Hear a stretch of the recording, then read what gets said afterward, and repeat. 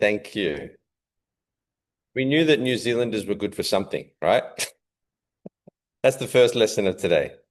New Zealanders do have a use. Alrighty. Okay. Cool. I can't see the chat, so can everyone, Mel, can everyone see the screen? Yeah. Just drop a one in the chat if you can. Drop a two in the chat if you can't, and then we'll know. Yeah, we good, Mel? Yeah. Thumbs up on that, Melissa. Yeah. All right, cool. Right. Everyone's got it. All righty. So, this is a part of the Ageless Power System or Ageless Power Protocol, or what we call the state in internal Kung Fu. So you can develop what we call ageless power or internal power. Now, 1 second. People coming in. No, we're good. There they are. Sorry. Just going to put people in. Okay. Now, you can see there's a whole system here. We've got, there's a few key components that you need to master in order to manifest the state and the state of internal power where you don't use force physically, emotionally, or mentally. So, there's three key problems. The first one that you're easily rattled means essentially that we're emotionally able to be set off. So the stresses of combat or the stresses of life mess with our emotional condition, which leads to tension. So you can see that you've got, am I pointing in the right direction here? I'm just checking because I think it's mirrored. Okay, cool. So you want to develop emotional freedom, and you do that through rewiring response and also learning how to get into a state of flow. The second problem that people come across is that they become easily dismissed, meaning the mind isn't focused. And you want to develop, where is it? This way? A powerful presence. The ability to master perception, the way you see things and the meaning you give to it, but also your command, your attention and your intention. Lastly, a problem that people have in regards to developing internal power is that they're easily moved or crushed. So your structure is easy to destroy. So you want structural strength. And the two key components or kind of frameworks we use, that is the frame finder, so how to actually find and integrate the frames, and then the posture protocol, which is what we're going to be going into today. So there's a complete system we work on, but there's not enough time in 2 hours to go over the complete system. So we're going to be going into this component today, the posture protocol and the 5 different key components which help you to master centering, master your posture to manifest power. Now, just before we get started, we've got quite a few people from inside the academy. We've got a few that aren't from the academy. So you guys are newer to our group and our teachings. And some of you will want help implementing this system. Now, for March, we have 5 positions open. It's a private application we start with, So basically, we go over your goals, what you're training at the moment, and where you want to go with it and see whether we're the right fit. So if you do want to develop this type of internal power and bring it into your training and your life, there are 5 positions open, and it starts with a call with me. I've got 10 call spots and 2 were already booked this morning. So if you're interested in jumping into one of those calls, drop power in the chat and we'll send you the link.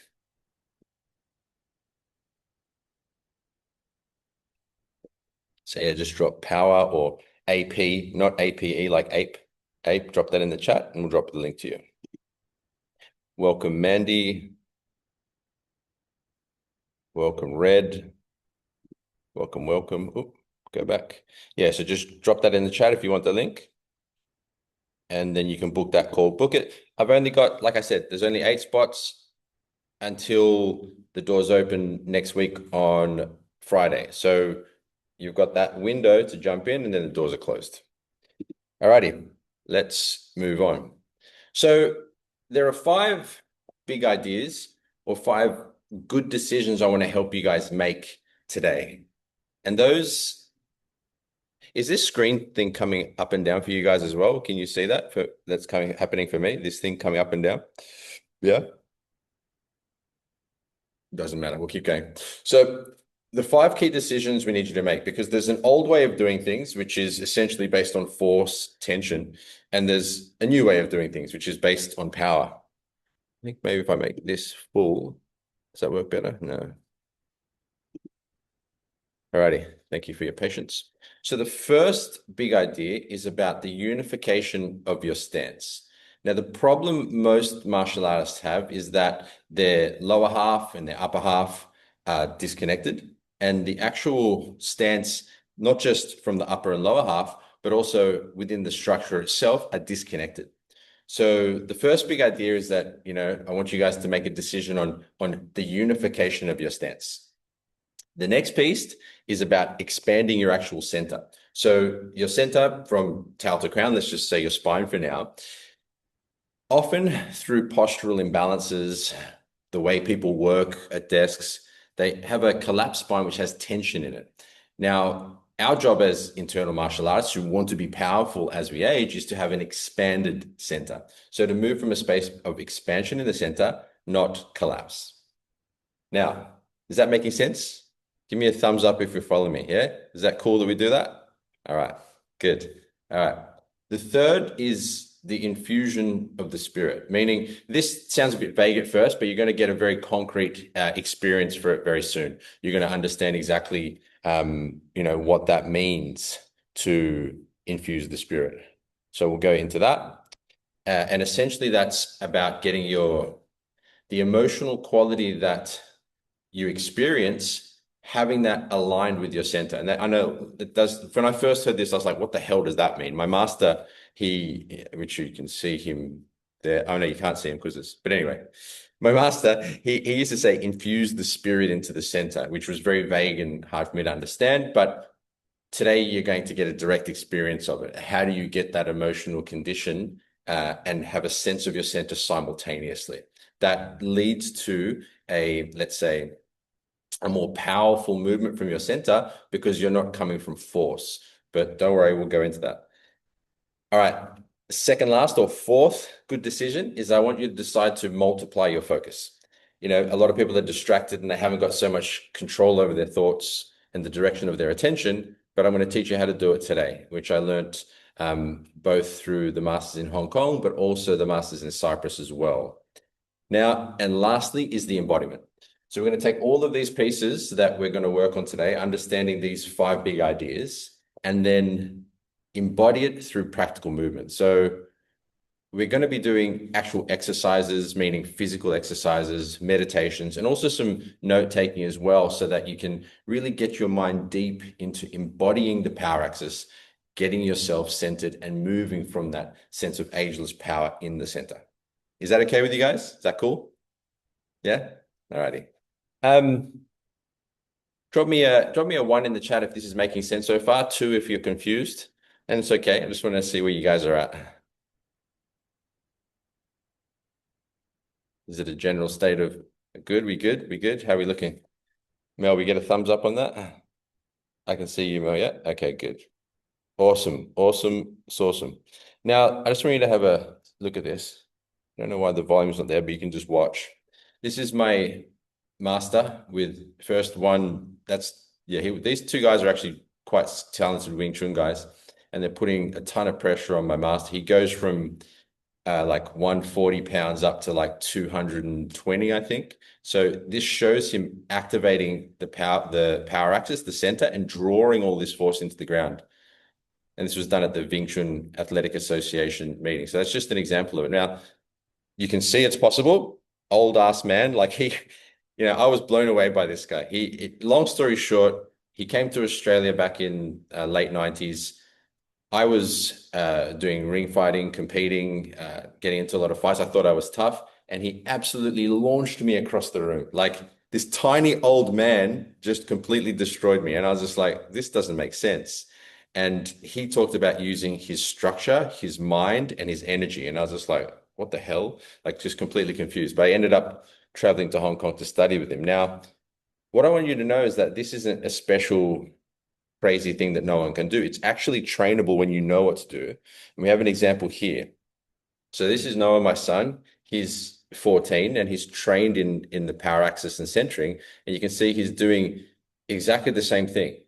So, I mean, that's the picture of my master there. Melissa's in the background filming, and you'll see the scales go up. So he's 67 kilos, and he's proud of that because all the kids are stupid. And they say 6'7", 6'7". So anyway, and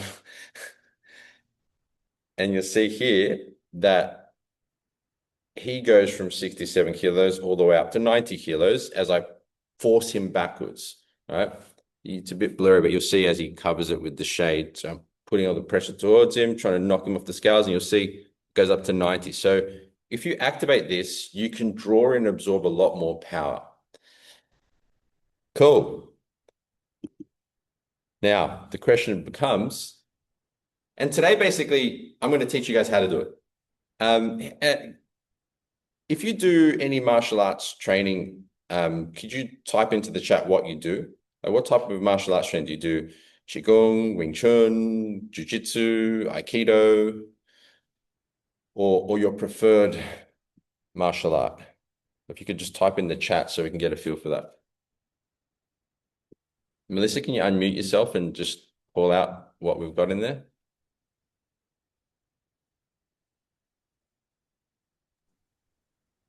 So we have Wing Chun, Wing Chun, Wing Chun, Aikido, Tai Chi, MMA, Wing Chun, Yep. Shaolin from Mandy, Awesome. Wing Chun, Okay, great. Dongpan, Wing Chun. Mainly Wing Chun. Cool.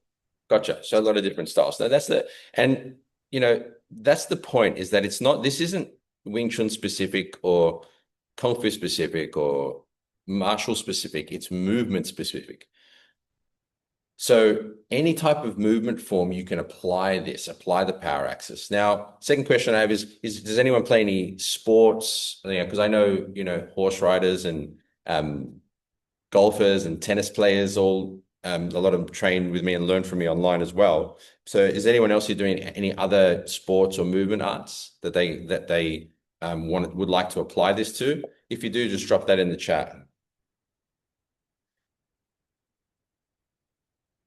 What do we got, Mel?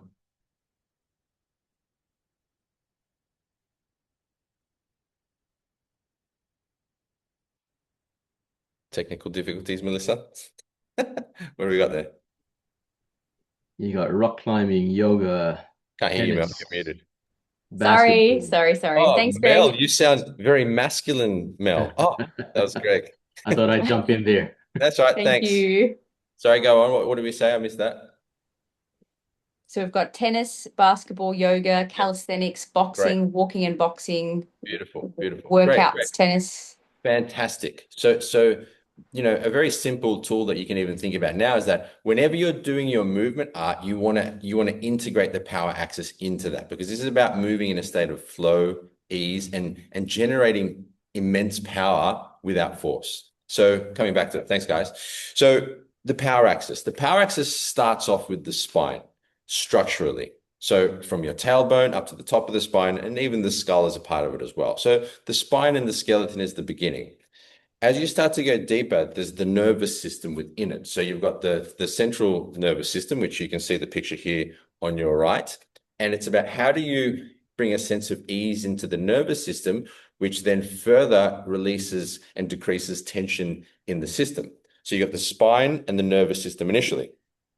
Then as you move further, so I went to, as some of you guys know, I lived in Hong Kong for a decade studying with masters there.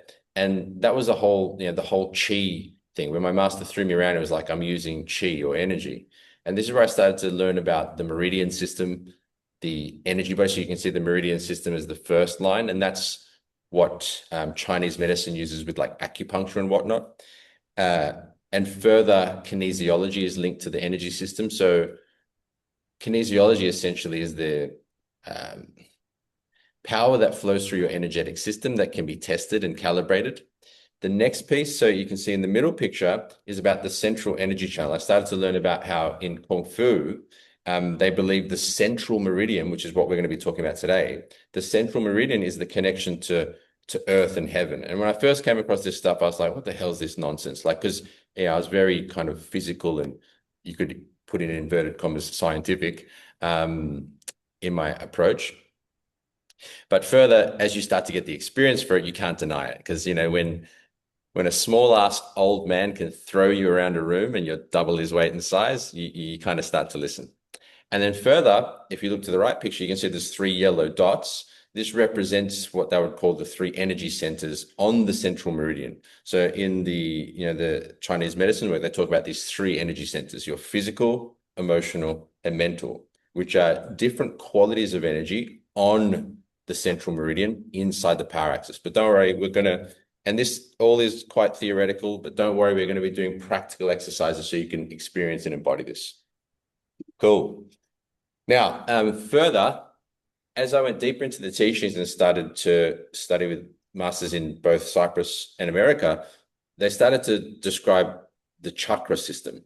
Once again, I thought this was all nonsense. So if you're kind of thinking, oh, chakra, schmakra, don't worry. I thought the same thing at first. But as you start to connect to and feel the different types of energy in your system on the central column, you can know and understand the truth of it. Like we can all logically say, yes, I have a physical body. Yes, I have emotions. Yes, I have thoughts. So you can understand that. Use that as your baseline. So you can see this imagery here. We'll be using this later in some of the exercises. The sky blue in the belly, the rose in the heart, and the golden in the head will help you to integrate and maximize your focus and power. So you've got your spine, your nervous system, the central meridian, and the energetic centers or chakra system, all on the power axis. So with all of that on the power axis, it seems like this might have some kind of benefit for your training. So essentially, in a simple summary, the power axis is the central line of your body running from tailbone through the spine to the crown of the head. It connects your structure, your nervous system, and your energy so you can generate power, stay relaxed, and maintain mental and emotional control. So, if it's okay with you guys, I would like to help you to master this today to a degree by making 5 good decisions in our training. Is that okay with you guys? You cool with that?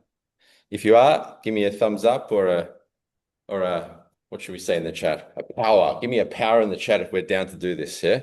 If we're ready to lock this in and bring it into our training. Give me some power. All right, I can see the numbers going up. Yes, rock and roll. Let's do this. All righty. So first, let's do a little rate of our power. So I put this is just if you haven't printed the if you haven't printed the actual workbook, then you can just write it down on a piece of paper, or you can do a mental check. Rate your own power now as it is today, like as it is in your punching, your kicking, your sparring. So we're just talking about power right now. So when we talk about power, I mean your ability to generate force, might be a good term for it. Those who've been training for all know the difference. In your touching hands, and touch hands could be, hand fighting in wrestling, or it could be chisao, or it could be push hands in whatever your system is. In grappling, so when you're wrestling, not using strikes, and in a specific movement. So put it, as a, 10 being the most power you can conceive you'll achieve, and 0 being, a puddle. Imagine you're a puddle with no power at 0. And your ultimate power at 10, and rate yourself on each one of these. So I'll give you a second to do that. And once you've done that, just give us a done in the chat so we know and we can move on. Give us a DONE in the chat. Because you want to have this as a baseline, because you're going to, in a month from now or in 2 weeks from now, you can come back and reflect on this, and you'll be able to see, okay, wow, my punches are harder. I'm able to dominate more people and punch through their strikes and sparring, so on and so forth. Because you'll have a baseline now of assessment that you can compare yourself to in a couple of weeks as you look back on what you've learned today. We done? Mel, we got some duns in the chat? Yep, Greg's done, Jace, me, and Evelyn. Everyone else done? Because this is important, because then you'll have a baseline, yeah? Just chuck it done in the chat. Nice, Ulrich. Nice, Namada. Okay, cool. Yeah, sorry, it's Well too done, hard for me to Date. go into chat on my phone. That's fine. You can just give a thumbs up. All good. Like I say, even that's I have to walk up to the phone and do the whole thing. So No, just sorry. like this. I mean, just do this so they can see you. Yeah. Yeah. Sweet. Alrighty. Cool. Alrighty. Now let's move on. So now for the first big idea, let's just watch this quickly. This is about stance unification. You'll see in the first, he just lifts me twice, and I'm not unifying my stance at first. You'll see it's very easy for him to lift me up. Now I unify, and I'll explain how we do that later. And then you'll see he goes to lift me, and all of a sudden it becomes much more difficult because he's now not trying to lift parts, he's trying to lift the whole. And I'll explain that in a minute. Now, I think if this is the right video, one of the other students thinks, nah, that's bullshit. Like he's like, nah, that doesn't work. That's bullshit. So I call him out to try it. Come on. And they're both pretty strong guys, these guys, and they love to fight. Damo and Mark. Mark. Yeah, they love a good combat sesh. So he goes to lift, he quite easily lifts you up. No unification. Then I activate and unify, which I'll get you guys to do in a minute. And you'll see it's much more difficult, but then he just rams it up. And he says that's so much more difficult to lift. So let's actually talk theoretical, then we'll get a practical exercise with it. Actually, before we go into this, does anyone have a training partner with them today? Like has anyone, if you have someone with you today, just type a 1 in the chat, like you've got someone there with you. If you don't, type a 2. 2 for no one. I should have done it the other way.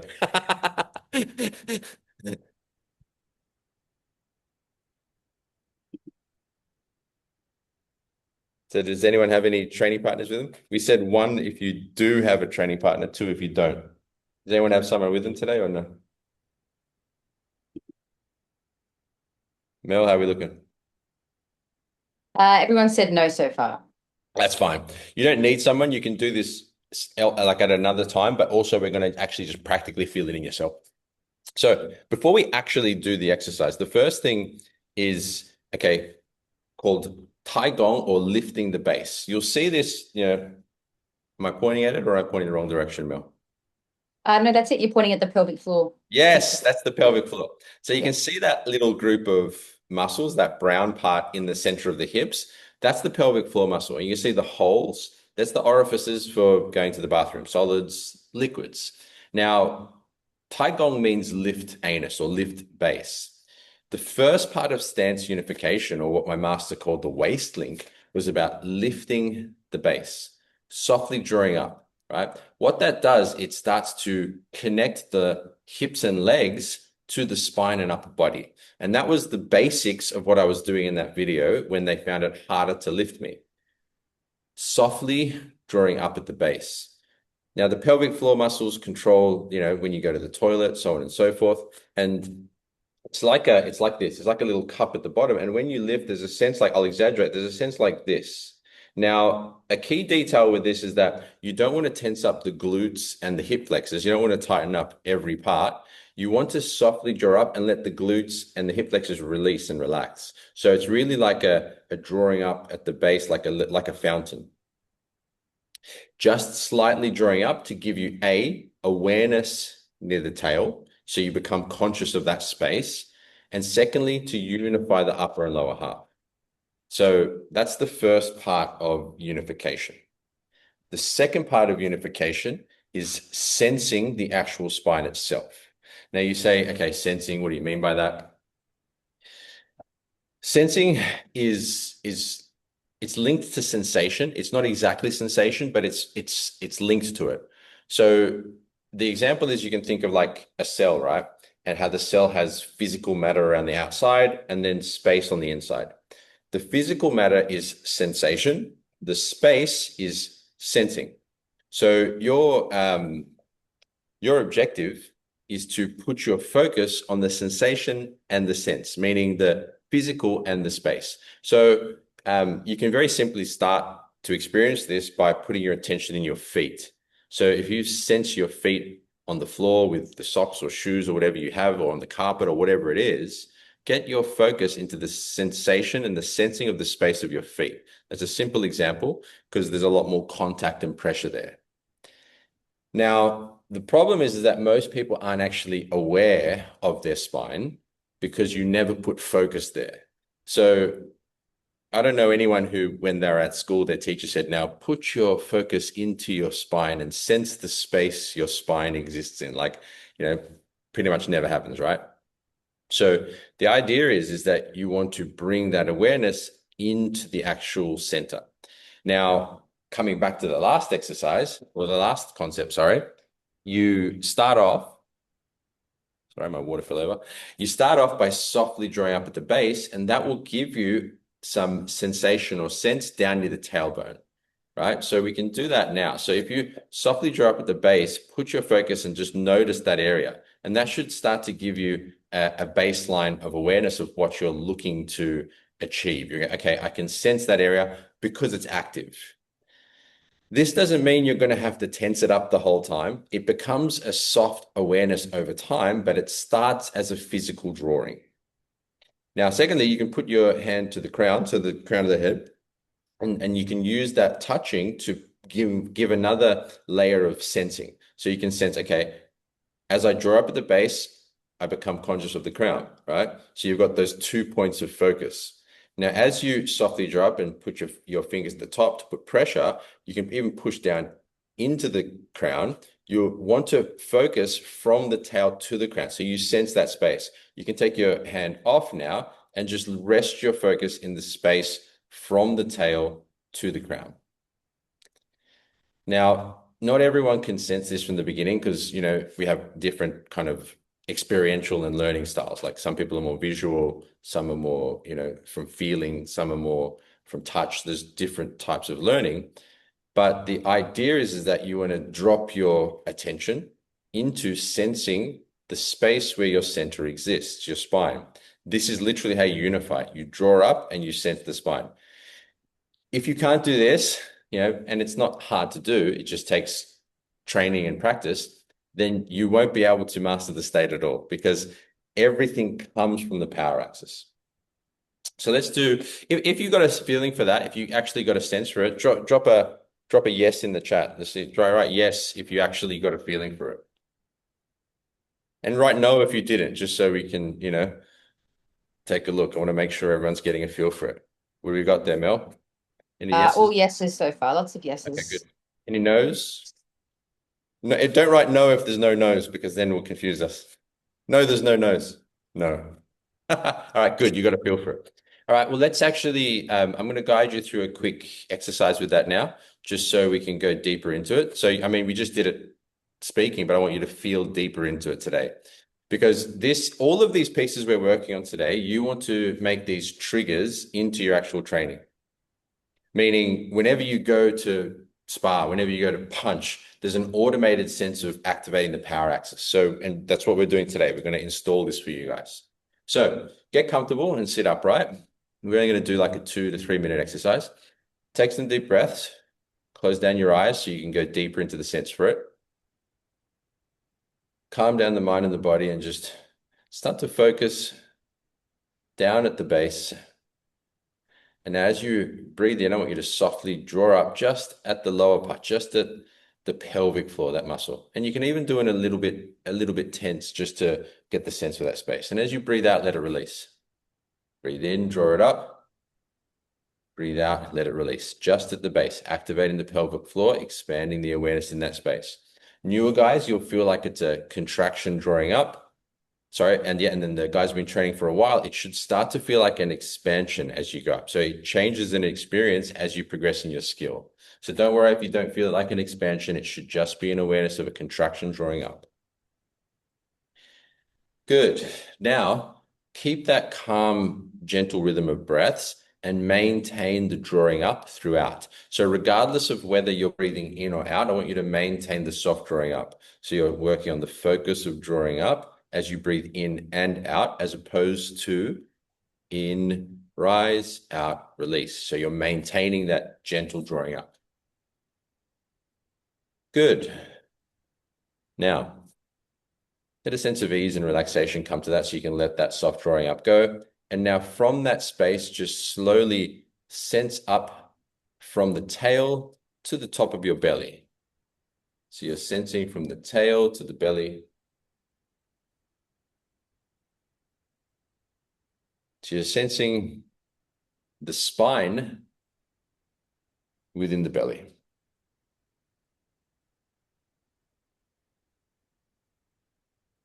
Good.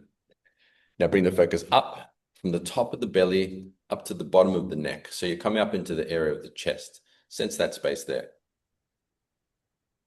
Soft focus. Don't worry if any thoughts or ideas come and distract. Just rest your focus from the top of the belly to the bottom of the neck in the center.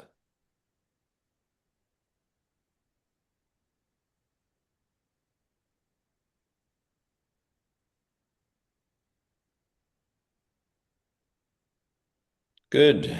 Now bring it up to the bottom of the neck, to the crown of the head. If you want to, you can touch the crown to get an extra bit of awareness. It's up to you.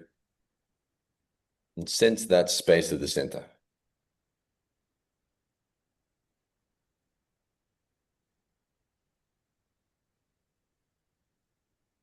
Good. Now, expand your sensing. So feel the sense and the sensation from the tail to the crown. With each breath, allow your focus to sink deeper into that space. Calm, gentle breaths with a sense of ease as you drop your focus into the center.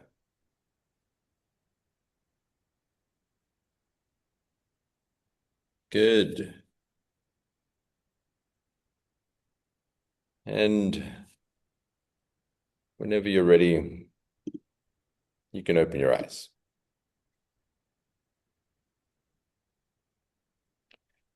All right. Very good. Now, welcome back. So what we're going to do just quickly now is we are going to just go to a quick breakout room and just share your observations with it and your experience. Now, big part of training is kind of starting to understand what's going on within you, what's happening as you practice. So jump into a breakout room. I'll open them up for you now. Just share any observations or discussion points.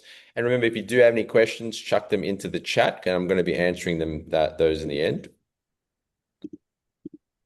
Alrighty. Okay, jump into your breakout room, have a quick sharing of observations. We'll be back in a couple of minutes. So jump into your room. Welcome, Dale.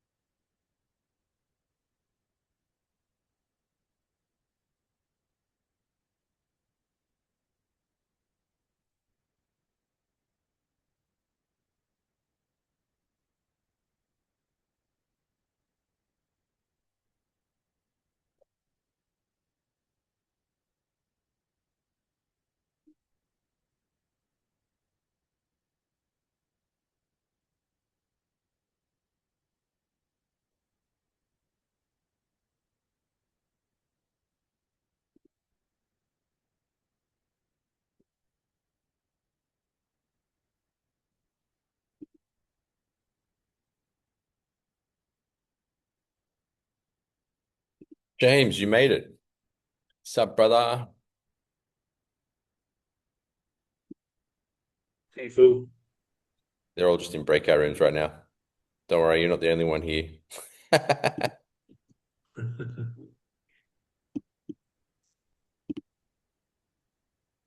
the hell? There it is. You see it? You can see the screen, Jimmy? Yes, sir. Cool. Oh, look at the timing you came in. I'm just about to put you. Nice. You must have heard me feel like thinking about you. I'm sure of it.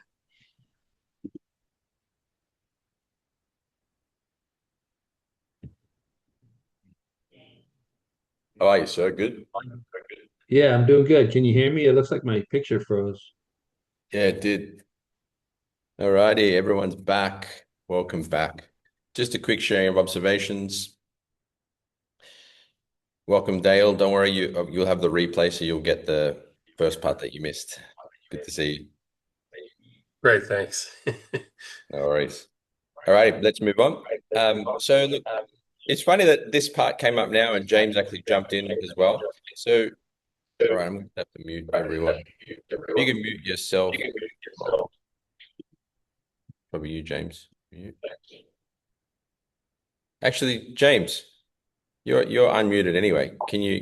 you Yeah. well, why don't you tell us your experience with, this training just quickly. I think Not yeah, life the words story. there. Yeah, right. No, I've studied in a couple of different forms, and pretty much what you wrote there is pretty accurate. It was, That's from what you sent me. no definition. Yeah. No, oh, is it? Okay. Yeah, there was no It's idea, no exactly what you sent me. background. That's why it's accurate. I love it. Yeah, as I read it, I see it.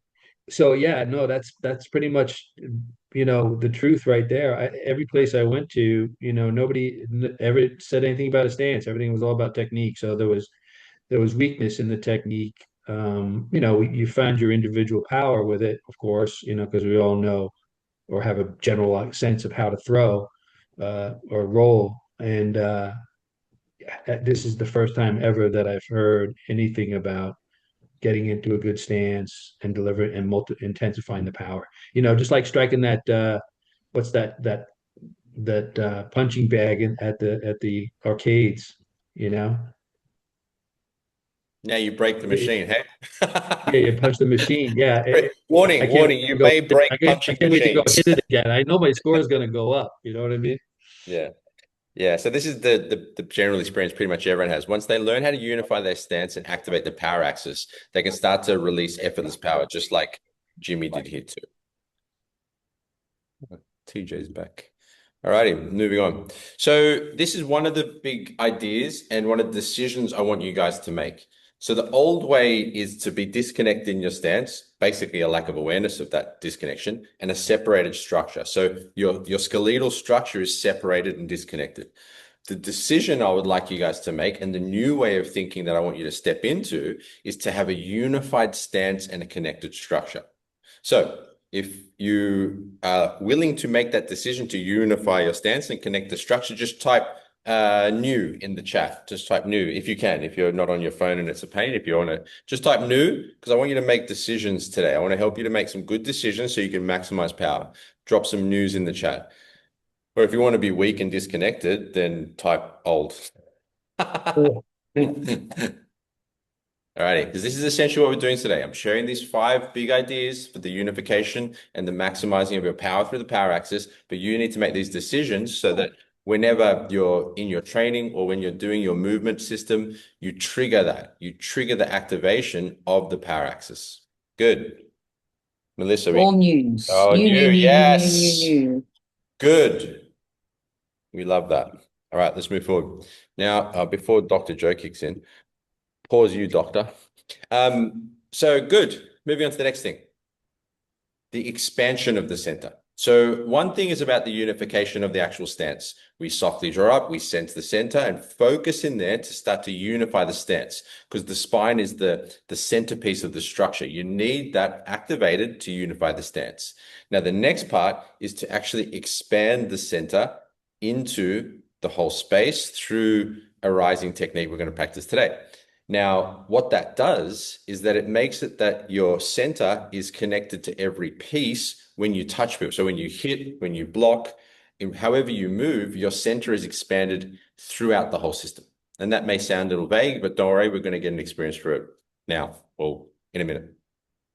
Now, the first time this clicked for me, I was in Hong Kong, and you can see the flower on the page. I was at my master's, and he had he was teaching us how to rise energy through our center because it was activating this type of power. He was calling it mind power, mind, structure, and energy. So mind power, which was activated through rising through the center. Now, I was at the front of the room doing my forms. He was at the back in the corner, and he was looking at a flower just like this. So he was looking at the base of the flower, looking up through the stem to the top of the flower, and then looking at me, looking at the base of the flower, up, through, and then looking at me. And I was like, I think he's trying to tell me something.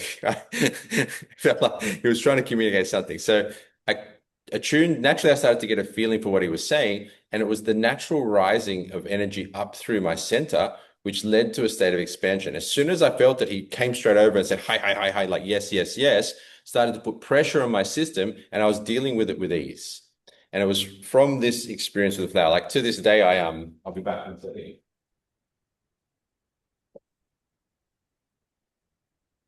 I have this replica in my academy to remind me of that moment. So this, I don't know if you can see it because can you see it? Yeah? Yeah. Okay, cool. To remind me of that experience of the rising and the expansion of the center. I was trying to find a good video for you guys. But before I show you that, why is this important? Why do we want to expand and rise the center? Because if your spine is, even just from a structural standpoint, if your spine is collapsed, right, and there's tension around the spine, then force can't travel freely through your system.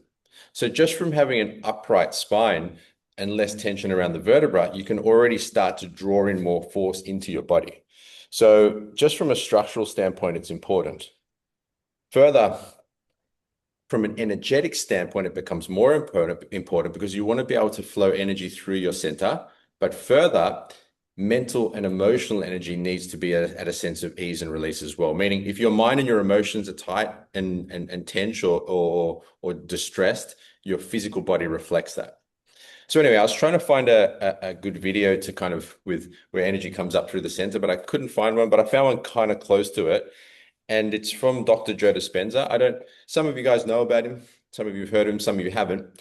And a lot of students, especially actually when I started teaching in Cyprus back in 2015, that people were coming saying, oh, your meditations are very similar to Dr. Joe Dispenza's. And this is just a quick video. I don't know if the sound will work, but let's see. Oh, go back a second. It's not exactly. So he's talking about exactly contract the intrinsic muscles that you use for elimination, the muscles you use for intercourse. You were to contract your lower abdomen, push. So he does it a bit more hardcore.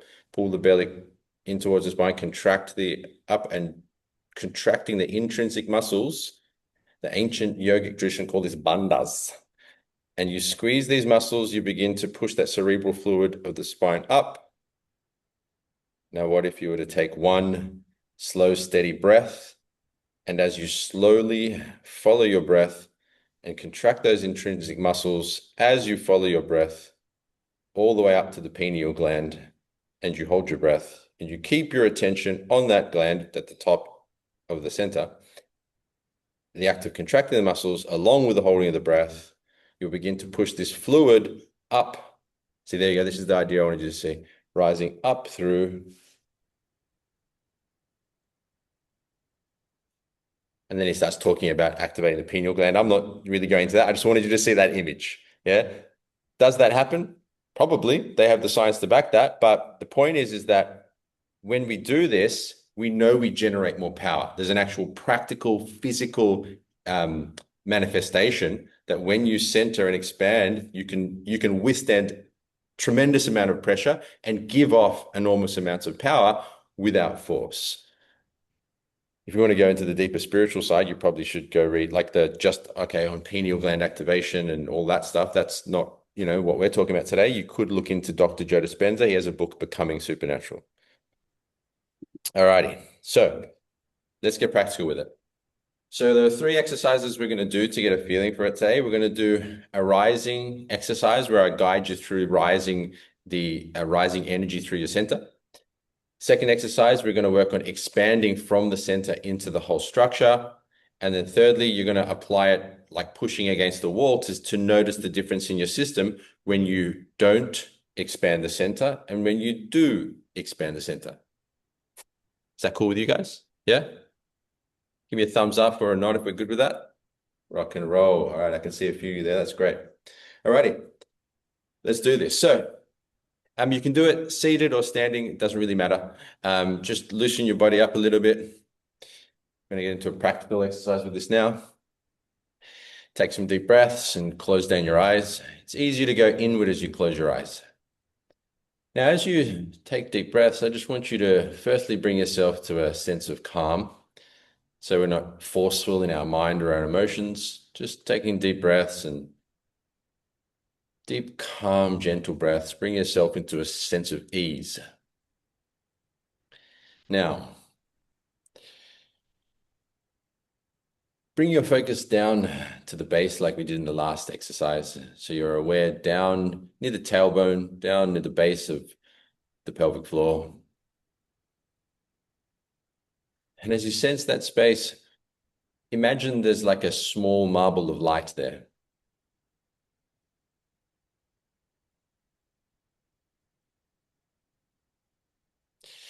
Now, what I want you to do is, as you softly draw up from the last exercise, I want you to breathe in and rise this ball of light up through to the top of the head at the crown. And then as you reach the crown, just breathe out and have a sense of natural release. And once again, as you breathe in, softly draw up and rise this light, this energy up through the center, up to the crown. And as you breathe out, release. Once again, breathing in to rise this ball of energy up through your center. As it reaches the crown, breathe out and release.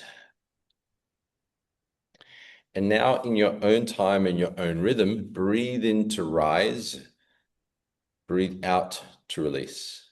Calm, peaceful, gentle breaths as you breathe in to rise this energy up through the center and breathe out to release.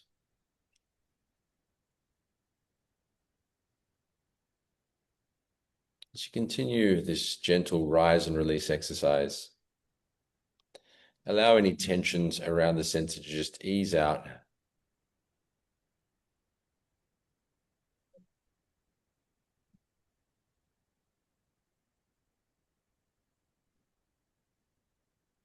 Good. Now, rest in this sense of being tall and risen in the center, and focus your awareness in the belly. So you feel already risen, like there's a fountain rising up through your spine, but focus your attention in your belly, in the spine area of the belly. Now, like a sun or a ball that's expanding, expand your attention, your sensing in the belly, expand into the whole belly. Let that expansion increase into the hips, the chest, expand into your arms, your legs, your neck, and your head. A gentle fountain risen through the center as you expand from the belly out to the fingers, toes, and crown. Risen, expanded. Good. Now, place your focus in the center of the chest. Like there's a small ball of space or light in your chest.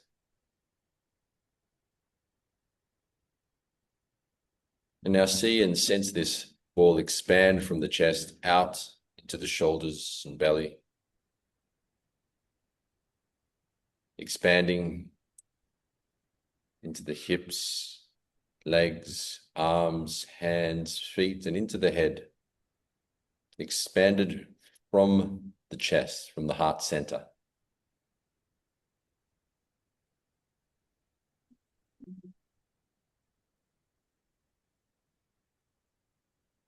Good.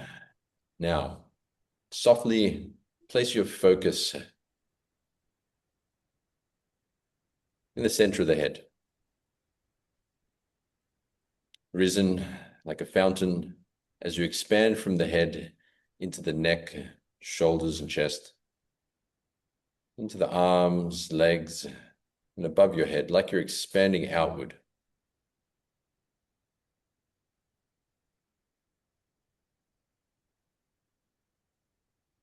No force, no strain. Gently risen through the center, expanded from the belly, the heart, and the head.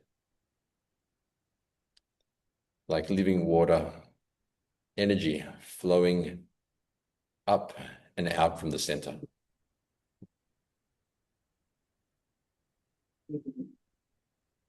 Once again, take some deep breaths as you rest in this sense of risen expansion.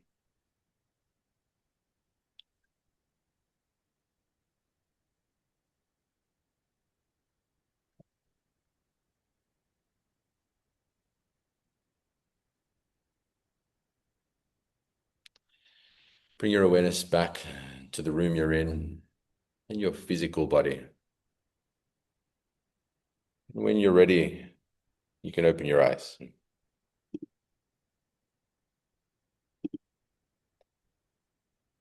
Alrighty.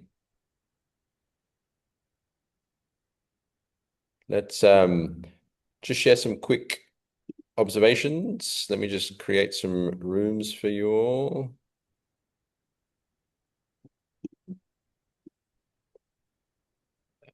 Second. Alrighty, that should be good. Alrighty, jump into your room, share any observations, just have a quick discussion on your experience with it there. Same as before. Observation helps your understanding. Jump into your breakout room.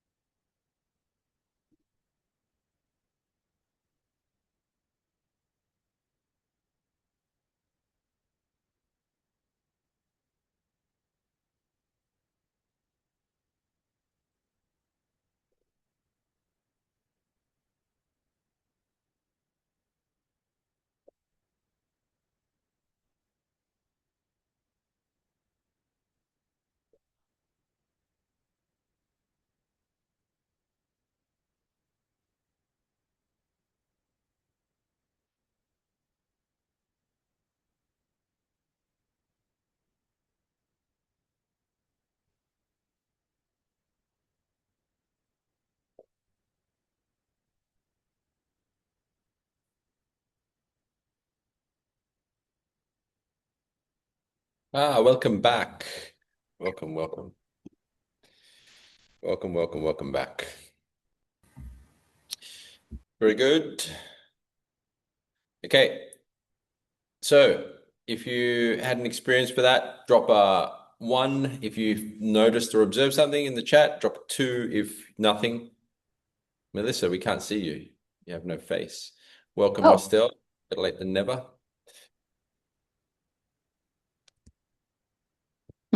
How we doing? Did everyone get an experience for that? What do we see, Mel? We have well, 1, 2, and mainly ones. Okay. All right. Whoever didn't get an experience for it, whatever your questions are, drop them in the chat and we can help you go deeper into it at the Q&A section. Cool. Now, for the last exercise, and like I said, it can be difficult to sense into your center at first, just because we never spend any time there. So there is, it does take time to deepen your experience with it. But let's look at a practical example now, applied physically. So what I want you to do is find a wall, right? And essentially what you're going to do is, like, with that wall, you're going to push against the wall without drawing up and rising. So without centering yourself, without activating the axis so remember the last exercise, we drew up, and then the next one we rose through and expanded. So let's just keep it simple. Draw up and rise the spine will be one example, and the other will be none. So you can just try not to rise because you've just done it, shake your body out, and then just push against the wall and see how your body's affected. Do it a couple of times as you push against the wall, right? And just notice how your body reacts under that pressure. Then the next time you do it, so do it a few times without centering, without expanding, and then draw up, rise the spine, and do the same thing. What you'll notice is that you're able to draw force into the spine and legs when you rise, and when you push without it, generally you'll push yourself off the wall. So have a go at that now, guys. Just take 2 minutes to have an experience with it. Jump up, find yourself a wall, push on the wall without centering, and then push on the wall with drawing up and expanding. So rising and sensing the spine, and just notice the difference.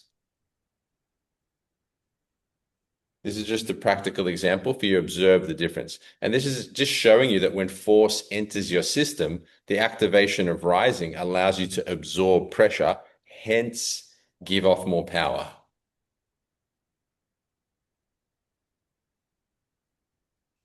Alrighty, once you've done the exercise, just drop a done in the chat.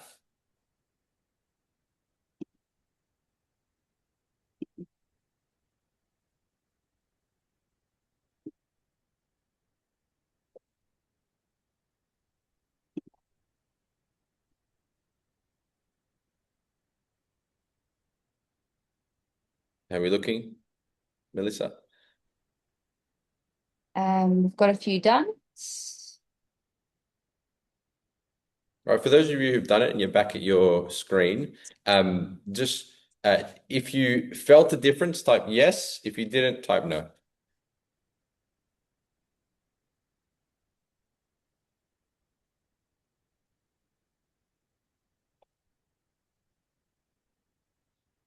What have you got there, Melissa? All yeses so far. Okay, good. So this is the concept. As you activate the power center, you can absorb in more power, but further you can rebound it as well. I mean, you'll have to do the rebounding side when you train with your training partners, you do your push hands, your touch hands, your sparring, your grappling, whatever it is. Good. Awesome. Alrighty. Well, I'm happy you got a feeling for it. Shall we move on? Is that cool? Yeah. We good? All right. Let's do it. Okay, so let's once again make a good decision. Like I said, we've got 5 good decisions we want to make. And now we're looking at the expansion of the center. The old way of moving, generally speaking, when someone starts in martial arts, is there's a sense of collapse in the center, meaning there's tension around the vertebra. And the spine and the body will push and use tension. The new way, the new decision is to move with a risen center, with sensing and expanding. And it's not hard. You just need to practice it and embody it. So, simply rising and putting your focus on that sense of expansion will activate it. So the new decision I'd like you to make is to move from a risen center with a sense of expansion. Risen, sense, expand. Very simple. So old way, tension, pushing, collapse center. New way, the new decision is to move from a risen center with a sense of expansion. So you make your choice now. Type new in the chat if you want to do it the new way. Type old if you want to do it the old way. It's up to you. Drop it in the chat. What have we got there, Melissa? How are we looking? Lots of news. Excellent, because this is all about you guys making decisions and choices.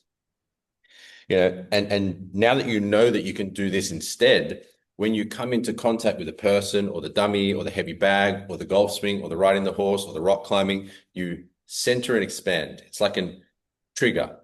And drawing up the base becomes like your switch for that. So you can think, okay, whenever I gently activate the pelvic floor, instantly centered, risen, expand. And this starts to become a habit. It becomes installed into your system so you maximize your power. Love it. Good work, team. Should we move on? Yeah? No? Yeah? All right, let's do it. Awesome. Next part, the infusion of the spirit. This is literally in my first month of training, I came across this concept. So this was like in the late 90s, right? I was reading an article for my master and it said to infuse the spirit into the spine. And I was like, what the hell does that mean? Like spirit? Like I knew what spine meant. I got that. Like yes, I have a spine, but infuse the spirit was very confusing for me. I didn't know what it meant. I didn't know how to activate it.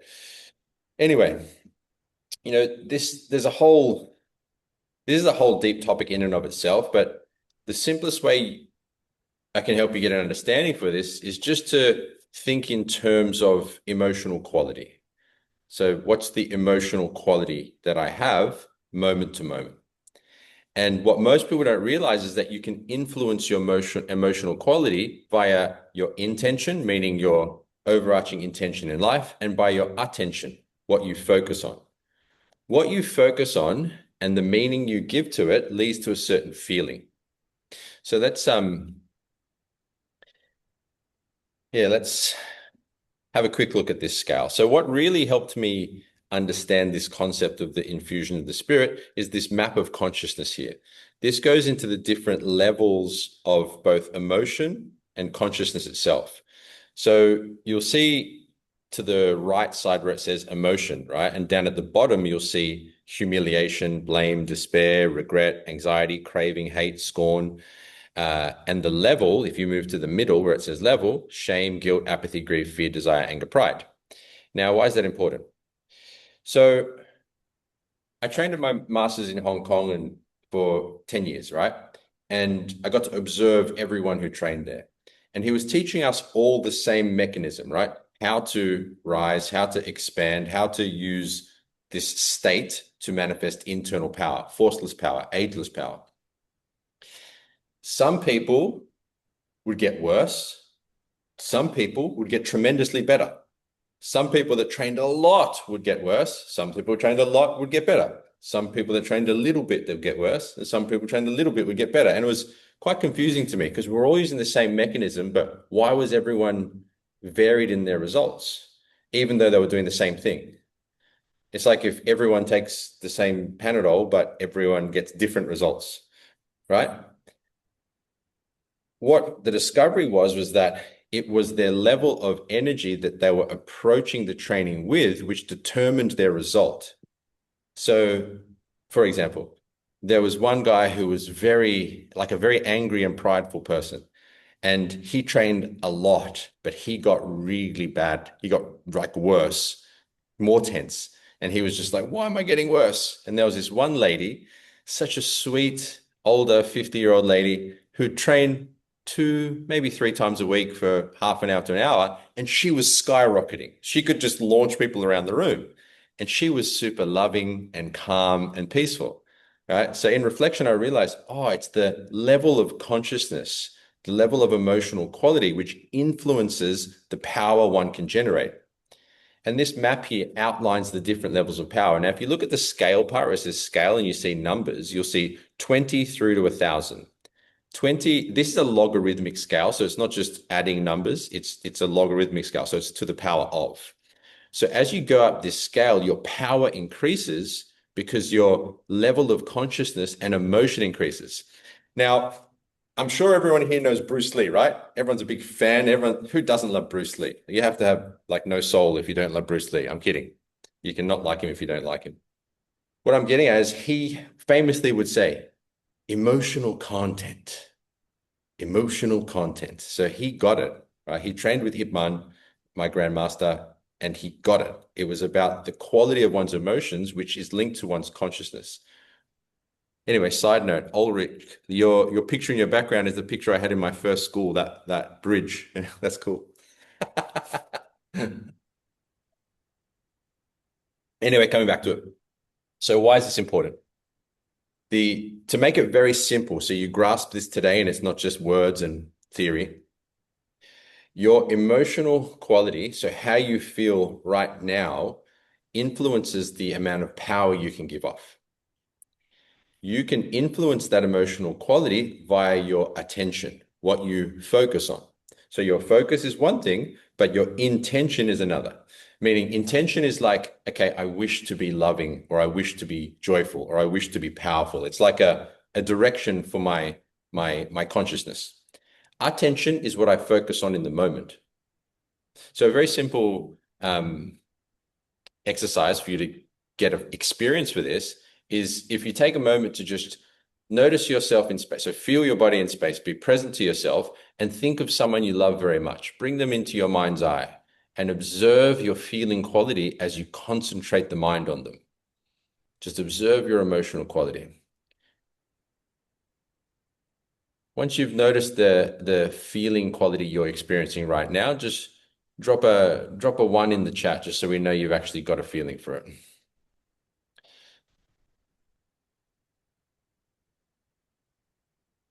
Mel, yeah? How are we looking?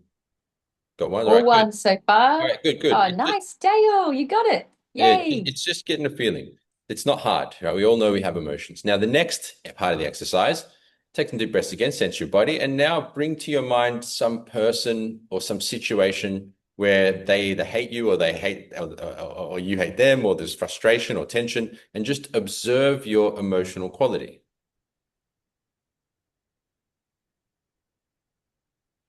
Now, once you get a feeling for that, drop a 1 in the chat again.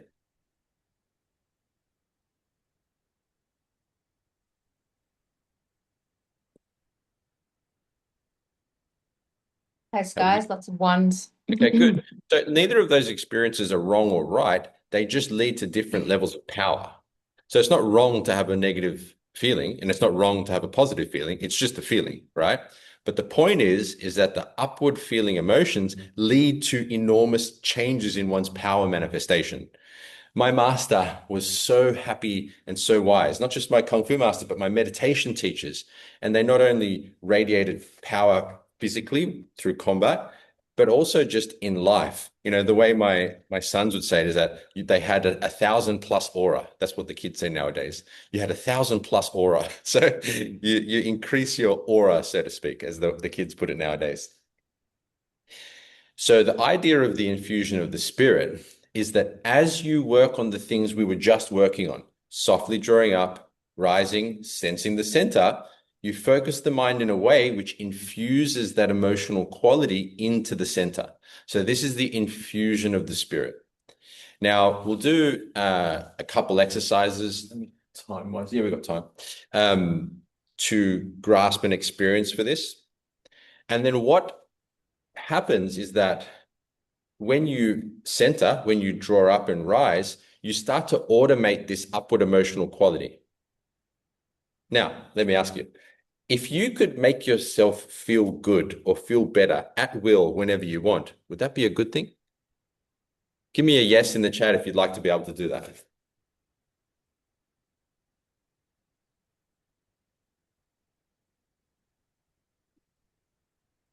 Yes, yes, yes, yes, yes. Of course. Larry Wolf, very excited. Yes. Yes, of course you can. The thing is, you can choose what you focus on and you can choose the meaning you layer onto it.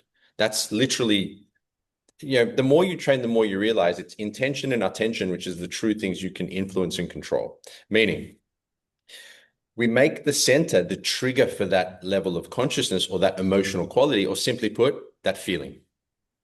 So that when you softly draw up and rise, that becomes an automatic entry point into a higher frequency of feeling or consciousness. That leads to a layer of expansion through your body. So remember that tiny old lady I talked about that was really powerful?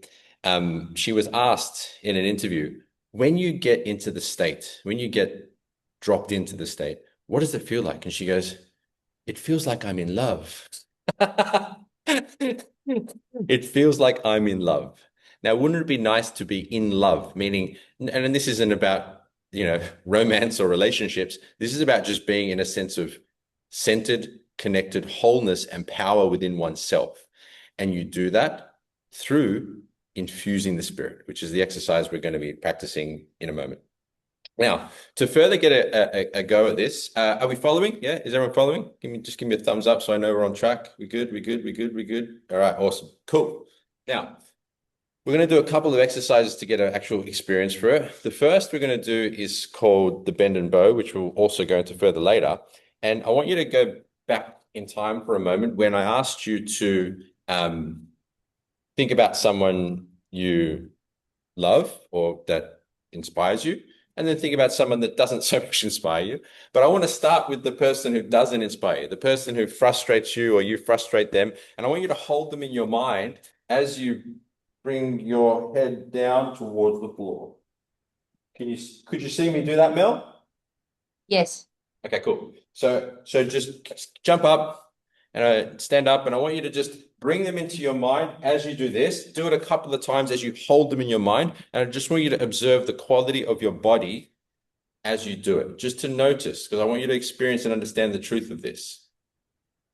Hold them in your mind and do a couple of bend and bows and just observe the quality of the movement, the quality of your muscles, the quality of the experience that you have as you hold them in your mind. Do it a couple of times.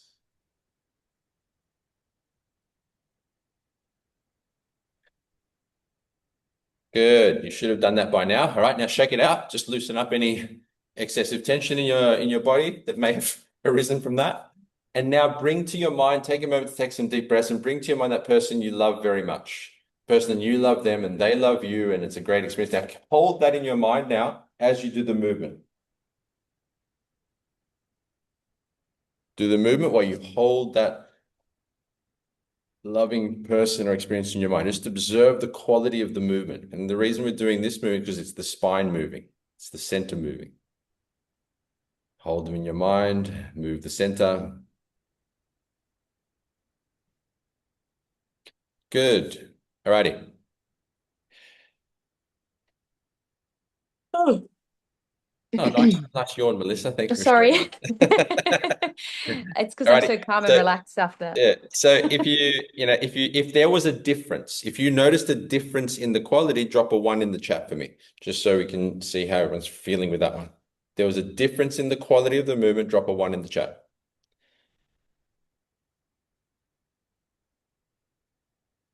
How are we looking, Melissa?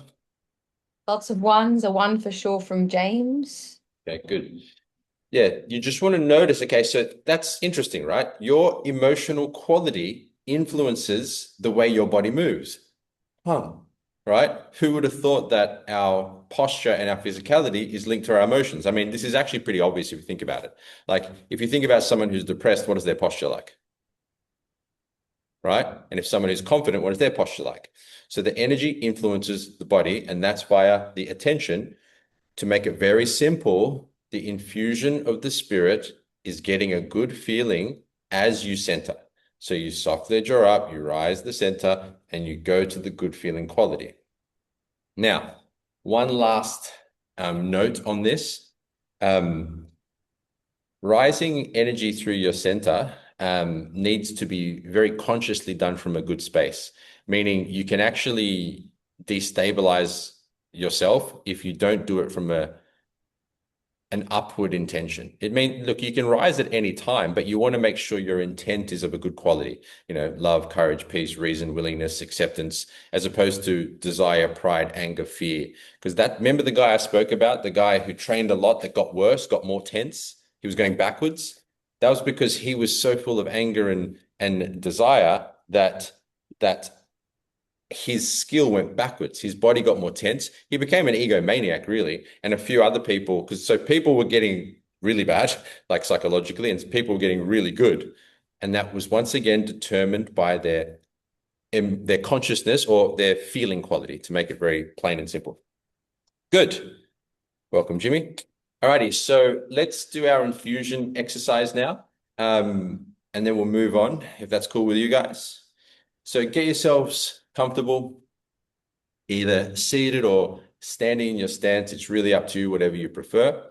Eventually, you'll be doing this as you walk and live throughout life, but we practice in a meditative state so you can embody it and start to bring it into life. So get yourself comfortable.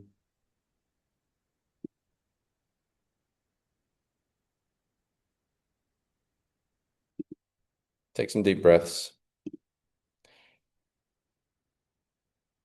Close down the eyes, calming down the mind, relaxing the body. Now, this exercise is the infusion of the spirit. And the spirit is indicated via the emotional quality we experience. So as you take calm, gentle breaths, bring into your mind some person, some event, or some experience which brings that upward feeling quality. Feel the elevated emotion.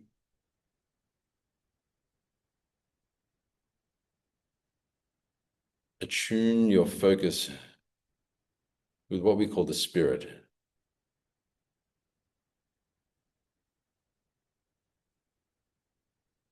Rest in that good feeling quality. Allow yourself to feel it.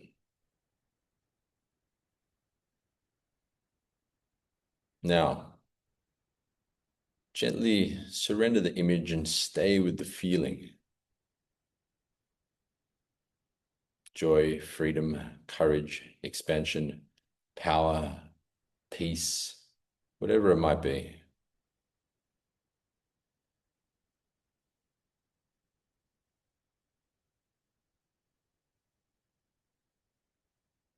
Now, as you rest in this feeling, softly sense the center, that space from your tail to the crown.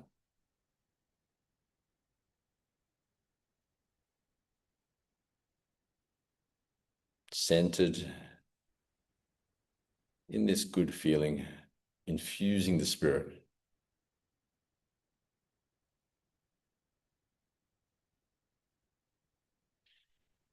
Now sense the space down at the tailbone, at the base of the spine, and you can even imagine a ball of light there. Softly maintain that good feeling quality now as you breathe in, draw up at the base and rise this light up through the center, up to the crown. And as you breathe out, gently release. Breathing in to rise, breathing out to release. Rising and releasing in your own rhythm.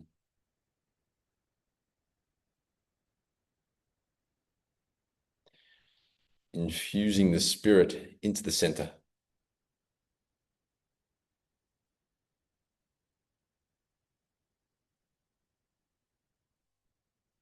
Anytime you gently rise or focus in your center, this feeling activates.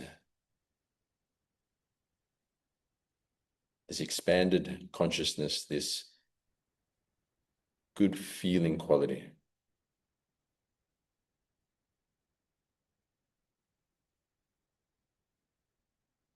Take some calm, centered breaths.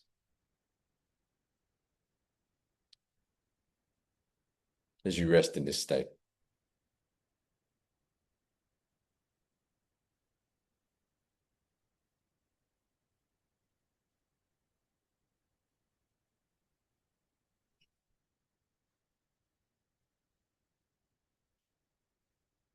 Slowly bring your awareness back to the body and the room you're in.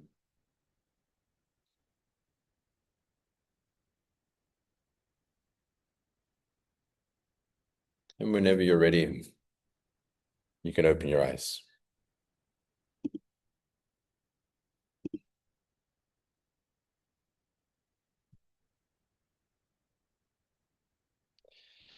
Alrighty. Once again, let's jump into our breakout room, share any observations, have a little discussion. Like, what did you experience? What did you observe? And then we'll come back for some more training. Good work, team.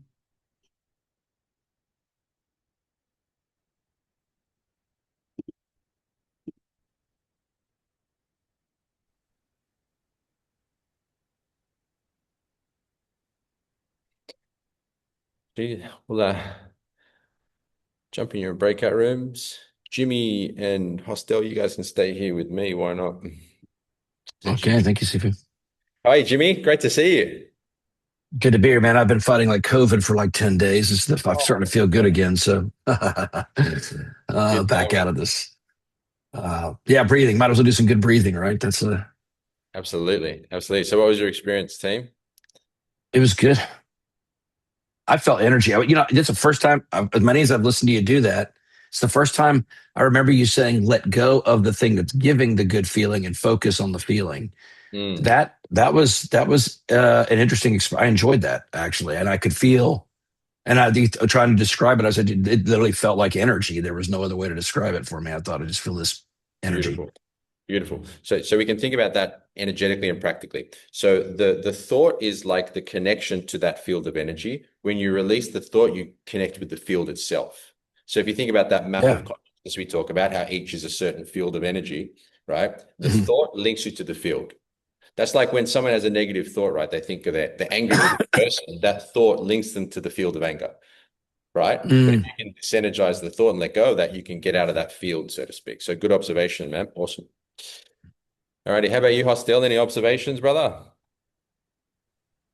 No, sir. I'm just listening, and everything makes sense. I know what you're talking about, but I don't have the space and the privacy to participate. But when I get the recording, I will be all in. Awesome. Where you at, brother? Where you live? Massachusetts, Boston. Ah, love it, man. Me in America, I love America. Like Jimmy knows how much I love America. I go there every year to train. Come on. Yeah, my aim is to eventually move there. I want to move there like in the next few years. I just got like family and stuff I need to sort out here. Got like an ex-wife and kids, but eventually I'll be over there. I love the States. Yeah, I'm trying to get out. Oh, really? We can swap. Evelyn, Niksha, you got any observations? Or are you guys are here? Oh, yeah, you are here. Yeah, I mean, yeah, it's a great experience. Yeah, I was following you for a while, by the way. And yeah, I'm very interested in that kind of a rising of the spine, how important this is for overall kind of a integrated structure and stuff. And I think the emotional quality is helping a lot to get in that state. But to me, sometimes I get that uh, desire to Yes. get there as fast as possible, Yes, what's the yes, switch? It's like a contradiction. It's always like when you let go, actually, you know, then you can actually start to feel it. for So sure. yeah, it Good was quite observation. experience. Great observation, brother. It's good that you notice when you get to the desire because a lot of the problem is people don't notice, right? And they get stuck in Mm. it. So because you notice it, you already have an advantage. And this really goes into other parts of the training, meaning like the emotional control. But the first part is making yourself be able to align with the direction you want. And then the second part is how do you release the desire and let go? That actually comes into the emotional freedom parts, which is a whole different workshop. But at least you get the feeling. All right, gentlemen. Thank you. Where are you again? You're in Bulgaria? Bulgaria. Yeah, Beautiful. Bulgaria, Eastern Beautiful. Europe. Yeah. Lovely. We have Nikša is in Croatia. Oh, So nice. it's similar direction. We're hoping to get over there. I got to close the rooms now, but we're hoping to get over to Europe Yeah, probably nice. next year. Probably next year, maybe this year because there's a tournament in Poland that we wanted to go and watch. There's the ADCC, it's a grappling tournament. So Mhm. we might be around your way this year, if not the next year. Otherwise, come Nice. to Australia, come to Thailand, come to America. We've got some 3-day workshops we're doing. All Yeah, right. with pleasure. Yeah, awesome. All right, gentlemen, see you back in the main room. Oh, we are in the main room. What am I talking about? Funny. All righty. I'll get get this going again. Where are we? Here we are. Boop. Hey, we're back. Yeah. Nikša, are you with us or are you? I think he is. Maybe he's working. All righty. Is everyone back? Give it a second. Let them all filter in. Actually, it's good timing for the next piece. All righty. Is everyone back in? Melissa, you here? Guess not. I'm here, sorry. Hey. It Sorry. automatically mutes me when I come back in. Yeah. I'm here. Welcome back. All right, cool. All righty. Should we move on, team? We're ready to go? Yeah. Taking deep breaths. We're doing a lot of training today. That's good. The idea is to install the power axis and, we've moved through Infuse Spirit. Just a quick look, because we had a few questions even just from that breakout room. This is inside the actual academy. Like the guys who are in the academy, you'll see I've loaded up new courses for everyone now, and we're going deep into each piece. The next course, so this posture protocol you see here, the next course, Spiritual Intent, is about developing the command compass, which goes deep into consciousness, the energetic work. And then further, there's the other parts of the state as well. So there's courses within the academy. That's all you guys who are already training with me in the academy, you've got access to that. And that's all in there for you. And that's what's kind of a part of our training group for those of you who don't train inside the academy. Now, next piece. A part of generating power is your level and depth of relaxation. So there's 2 areas I want you to rate your own relaxation. I want you to rate it without pressure on a physical ease, sense, emotional calm, and mental stillness. So like physically, how do you feel your relaxation is without pressure? So if you're just standing on your own or sitting by yourself, emotionally and mentally. And then I want you to rate it with pressure, and you can write down what that means, because that could be sparring, or that could be rock climbing, or that could be form practice. It really depends on you. But the reason I want you to rate these is so that when you come back and reflect on it, you can see your evolution through practicing the power axis, through practicing centering. So take a moment to rate yourself. I suggest you write it down somewhere so at least you can come back to it, for you guys who've printed out the workbook, or write it on a piece of paper or put it in your phone or something, just so, if you can measure it, then you can see your growth with it. If you don't measure it, how are you supposed to know? Once you've rated yourself in your levels of relaxation with and without pressure, drop a done or a one or a done in the chat, and we can move on.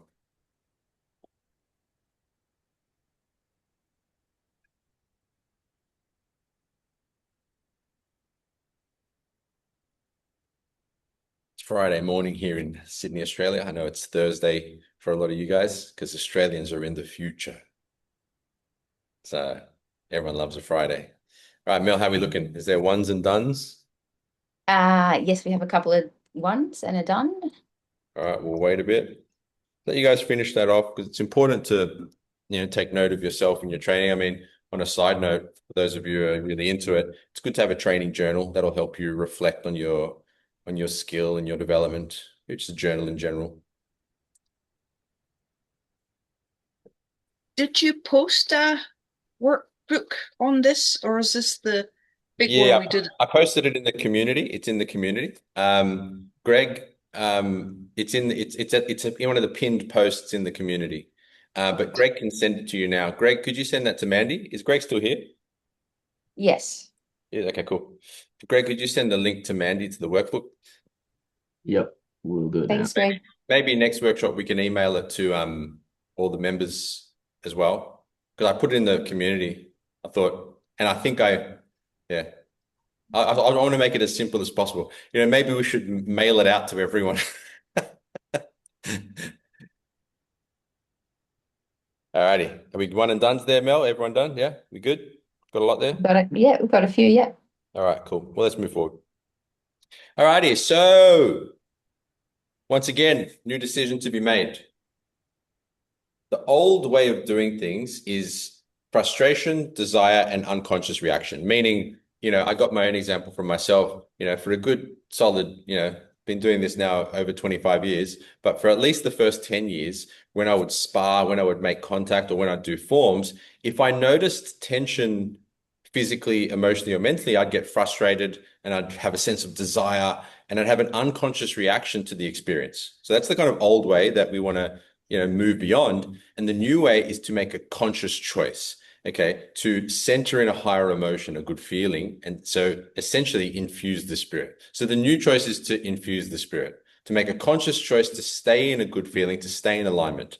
Now, once again, this is one of the choices I would like you guys to make, and it's up to you. Choose. Type in the chat, would you like to take the old way or the new way? Would you like to go frustration, desire, and unconscious reaction, or would you like to infuse the spirit? Type new or old in the chat. Because this is a decision you have to make. I can't force you to activate your power axis. So drop an old or a new in the chat. Let us know your decision. How we doing, Lots Mel? of news. Lots of news. Yes! Woohoo! That's the game. Look at that. My master commissioned me and the Nice, senior Mandy. students. Good work, team. Love it. I love you guys. You're amazing. My master commissioned us to find a faster and a better way to spread this ageless internal power. And I'm so grateful that we've found the way to do it and that you guys are embodying it so we can continue to let this power live on throughout time. Rock and roll. Next, what do we have? All righty. Multiply your focus. Now, the next big idea is about how do we actually increase the level of focus that we have. Now, when I was going from Hong Kong to Cyprus. So I was in Hong Kong for about a decade, but I started going back and forth to Cyprus because they had, let's say, a deeper and better way, simply put, to explain the energy work and what was going on. My master, he would teach in Hong Kong, my Kung Fu master, mind power to Qi. He would call it Nim Tao to Qi. And a lot of the time, the explanations were a bit vague or hard to understand. There was a language barrier. And also, he discovered these things in himself. So it wasn't like a deep, long-standing tradition. When I started going to Cyprus from 2009 onwards, until I actually moved there and lived there after my master in Hong Kong passed away, they started to teach the different qualities of energy. So you'll see it says physical, etheric, emotional, mental, spiritual. So you have a physical body, you have an etheric or a chi body, an energy body, an emotional body, mental body, and a spiritual body, but they're all one. So they're all one thing, but they're components. And they all have their own different quality of energy.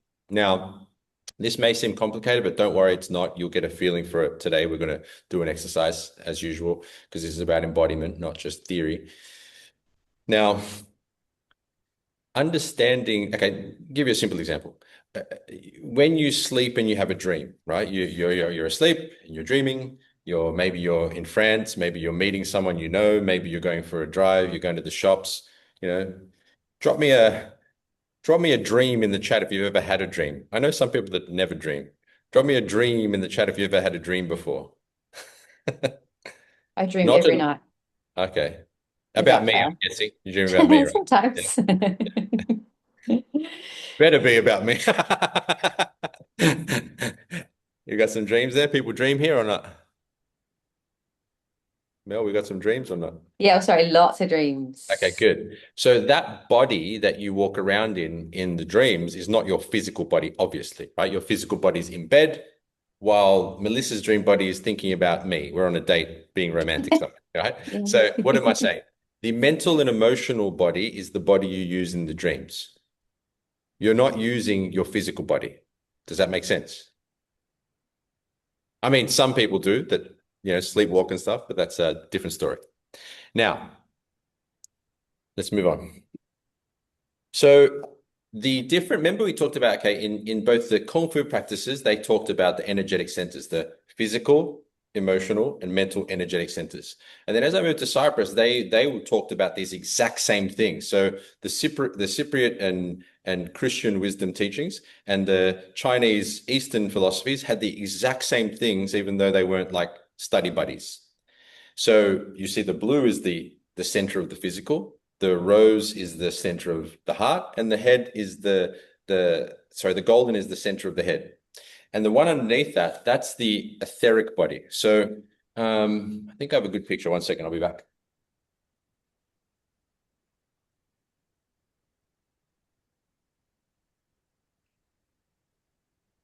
Here we are.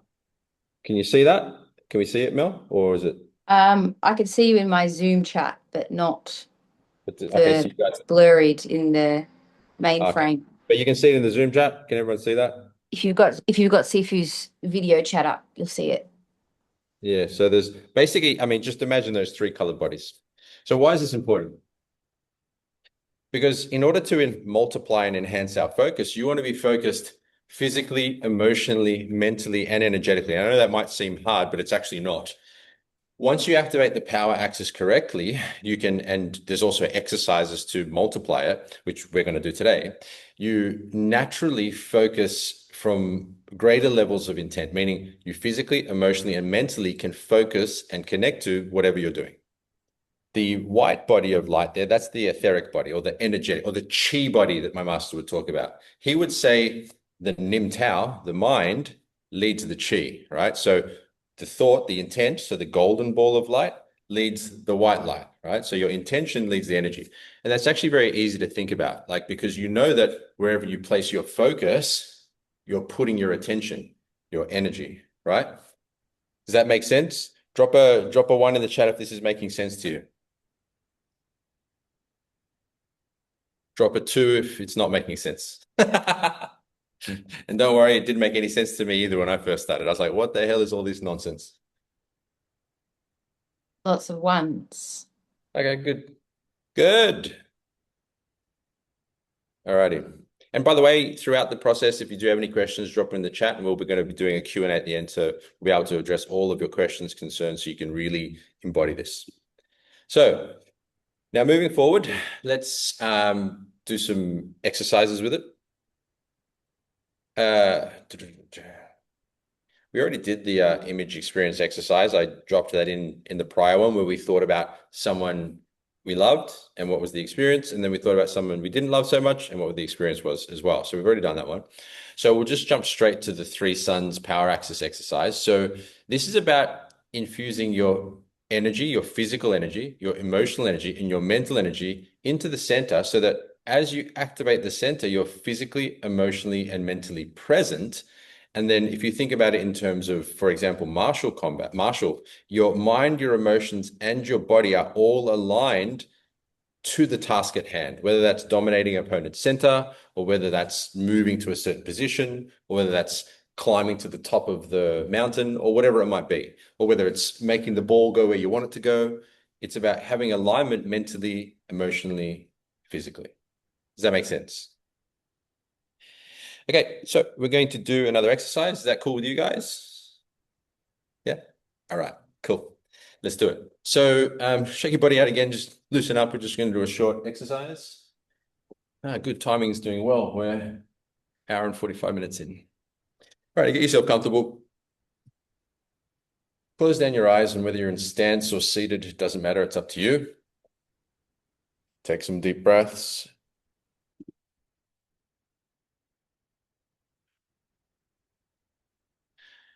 And as you continue to breathe with this sense of ease, once again, drop your focus into the center. Softly draw up at the base, sense the crown, and just sense the center. Calm, gentle breaths.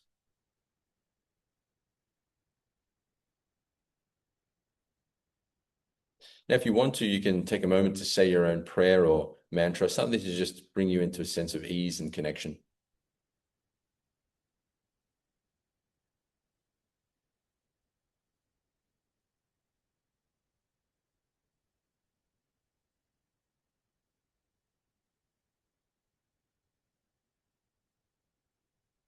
Now,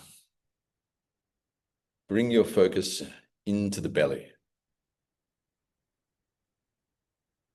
Sense the small space like a pinhead in the center of the belly.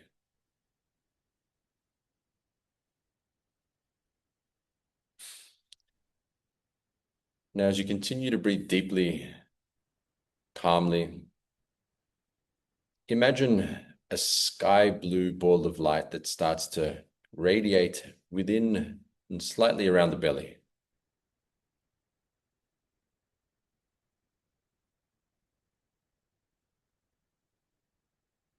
See, sense, and feel a sky blue ball of energy shining in and around the belly.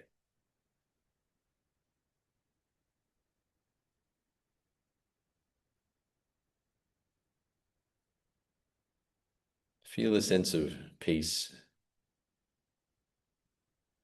a sense of ease as you focus on this sky blue light in and around the belly.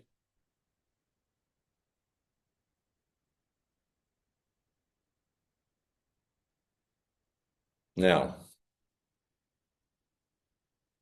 move your awareness up through the center into the area of the chest, what we call the heart center.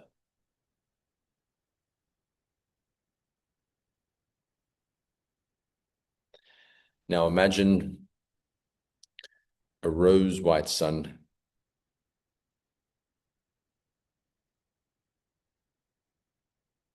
Imagine this rosy white light radiating within and around your chest.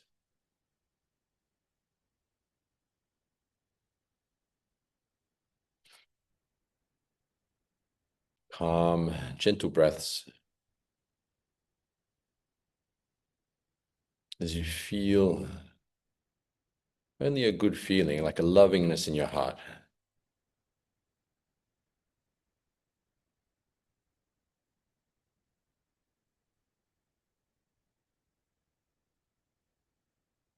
Good. Now, slowly move your focus up into the space of the head, up through the center to the center of the head. And now slowly expand a golden sun. See and sense a golden sun shining within and around your head.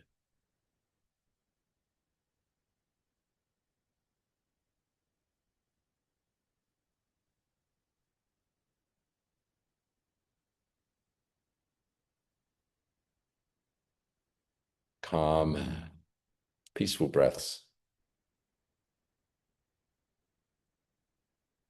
A sense of stillness, ease, as you focus on this golden sun.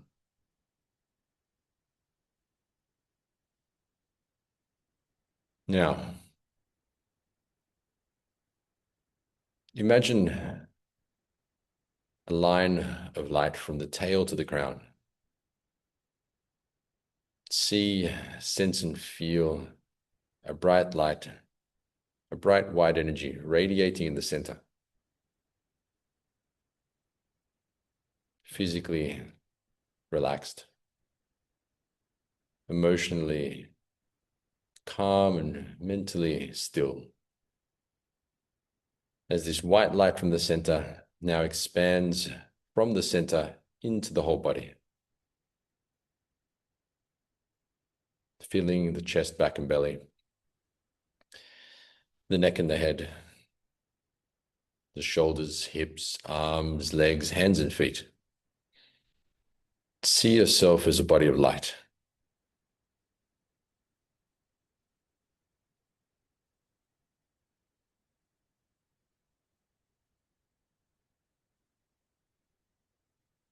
See in this light body the sky blue sun in the belly, the rose white in the chest, and the golden around the head.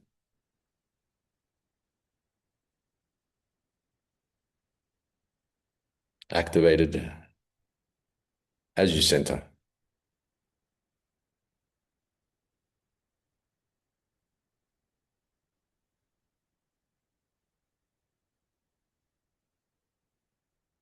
As you rest in this space, once again, infuse the spirit. Feel the elevated emotion.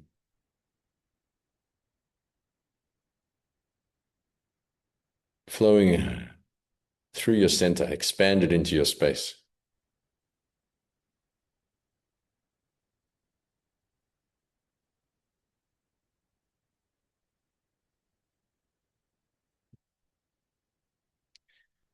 Whenever you're ready,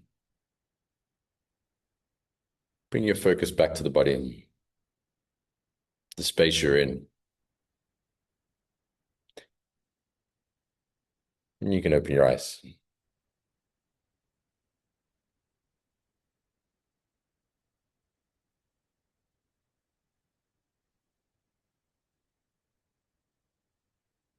Good.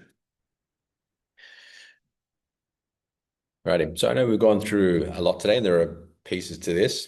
To integrate it and install it is practice. You practice regularly over time, and that practice will help you to embody it. But the choices we've made today will already be kickstarting and deepening that power already. Good. Next. All righty. Once again, it's time to make a decision, my friends. So the old way is force, essentially. It's externally forced reactive attention. So, okay, something draws my attention and I react to the thing I'm focused on. Whether it's, the kids making a mess or not doing what they're supposed to do, whether it's someone at work that bothers you or whatever it might be. So the external world forces a reactive form of attention. But if you want to master the power axis, master staying centered, you keep your focus in your center and you react in an internal way. You don't react, sorry, you respond. Meaning you look at it from the choice of what you wish to be as opposed to from the reaction of past habits. I hope this is making sense. If you're following me, just give us a thumbs up. We're following. Does it make sense? Okay, good. So the choice now we have to make. Do you want to continue down the old path? And that's fine. Everyone's free, then they're sovereign to make their own choices of external force reactive attention. Or would you like to take the new decision, an internal responsive awareness linked to the infusion of the spirit? So type in the chats, old or new, make your choice.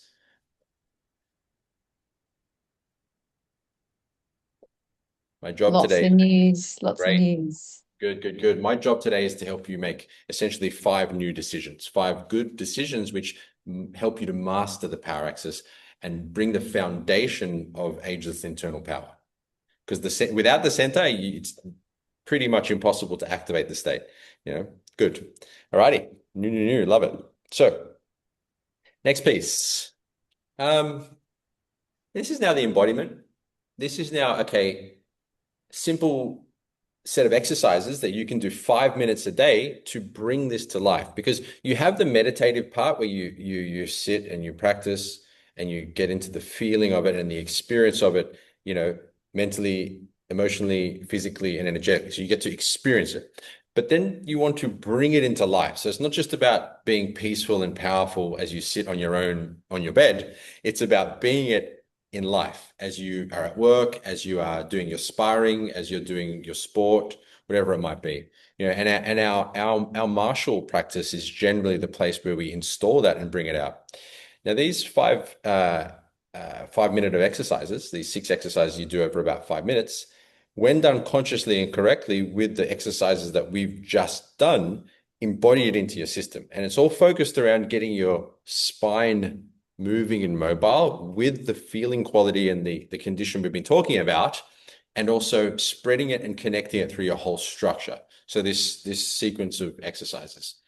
So this is much more practical, and the timing's good because we've got 5 minutes left till 10. If anyone has a hard finish at 10, just feel free to leave and you'll get the whole replay for all the questions. But I'm going to answer questions for as long as we need to, whether it's half an hour or an hour, depends how many questions we have. So if you need to leave, feel free to. Don't worry, you'll get the replay. It'll be sent out to the guys who've just come in for the workshop, and it'll be posted in the community for you guys who are in the academy as well. So is that cool if we do the exercises? Yeah, you cool with that? All right, rock and roll. Some of you guys have already done these, but you probably haven't done them in this way, meaning, because I explain it as we do it often during the training, but now that you have a depth of understanding, it's going to be easier to integrate because you know what you're looking for. So let us do it.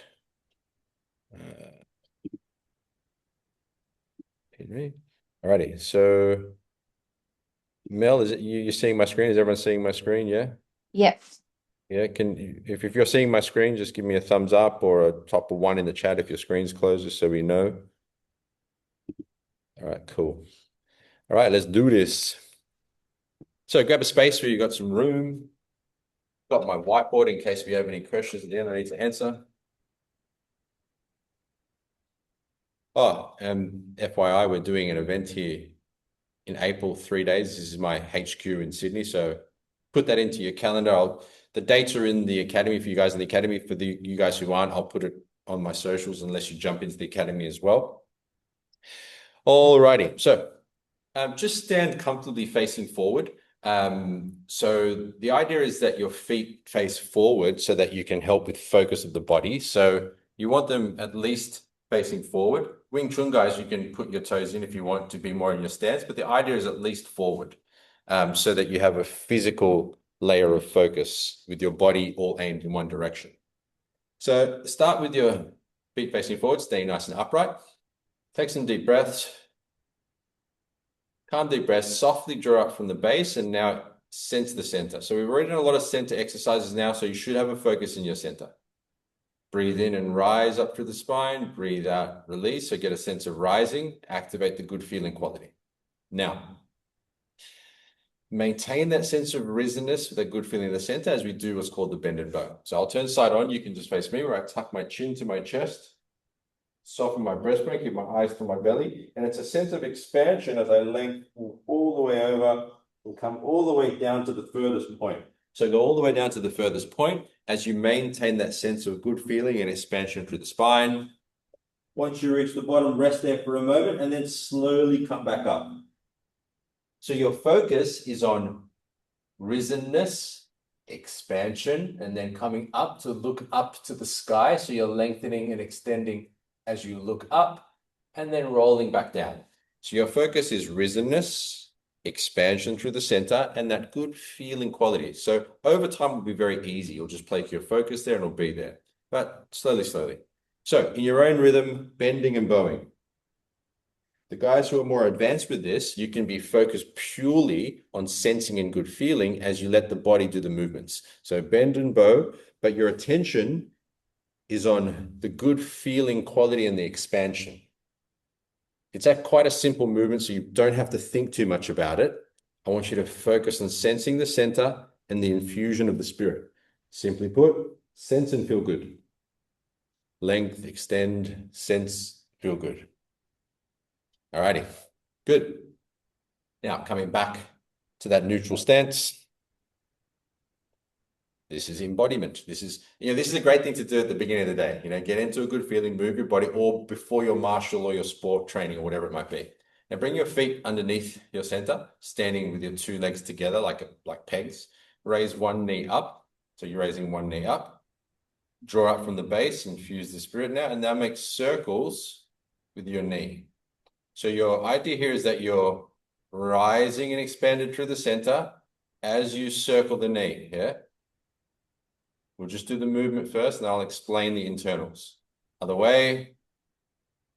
So as you do it, maintaining that sense of rising through the spine, and you circle your knee.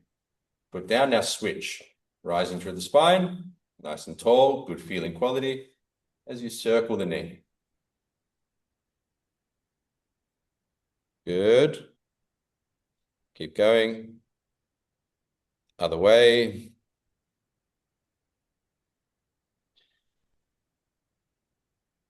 Yes, maintain centering. It might be difficult if you don't.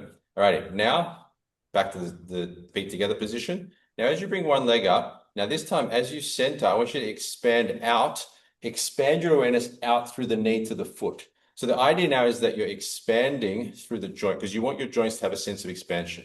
So you center and you expand through to the knee and foot as you do it. So the idea is that the spine's rising and the attention's flowing out through the hips, knees, and ankles. So you're working on expansion, rising, infusion, and expanding out through the joints of the legs. So circles in the other direction now. And switch legs now. So this one's hip circles, opening up the hips as you maintain the uprightness of the spine. Good. Back to neutral now. Once again, standing front on, feet facing forward or slightly in, depending on your preferred martial stance. Gentle rise, good feeling quality. So draw up, sense the center, good feeling quality. And now from here, you can place your hands on your hips. Keep that. Now, this is important. Keep the sense of rising as you circle your head. So the hips, knees, and feet stay relatively stable in the same position as you maintain the gentle rise and good feeling and circle the head. So this should be done consciously, meaning my awareness is from drawing up through the center, rising, good feeling, and a sense of expansion from the center. So this is the embodiment part, which helps you to loosen out the tensions in and around the spine and the main joints, the shoulders and hips. Other way, switch directions, head circles, rising energy through the center, good feeling quality, sense of expansion as you circle. And this is going to loosen up any tensions in and around the lower part of the spine and down at the hip connection. Good. All right, bring it back to center. Now, from here, gentle rise, good feeling quality. Feel like your chest now is expanding in every direction. Put your hands out in a downward position. And as you rise, release and expand out through your fingers and feet. So you want a sense of opening, even like a stretching. So you want to feel like all the joints are expanding and stretching out through the fingers. So you don't want floppy hands. You want extended, active hands. Rise through the crown, stay centered, good feeling quality, maintain that length and energy as you now make big circles with your hands. So we're opening and rising through the center, and we're mobilizing the shoulder girdle and shoulder joints. A lot of you guys do Wing Chun, so you need open, relaxed shoulders and joints in the arms, especially for Chi Sao. This allows you to transfer the power of your mass, your structure, your intention, and energy. So this is a super important and useful exercise for infusing the center and connecting and expanding it into the arms. Other way, rising through the center, good feeling quality, expanding all the way out through the structure, through the fingers and toes. And all this whole rhythm, once you know it, should only take you about 5 minutes to do. And you do this each day, and the infusion starts to become embodied, and you become the state, you become the power axis. Good. All right, next one. Hands on hips, gentle rise, good feeling quality. Let the whole body relax around the center.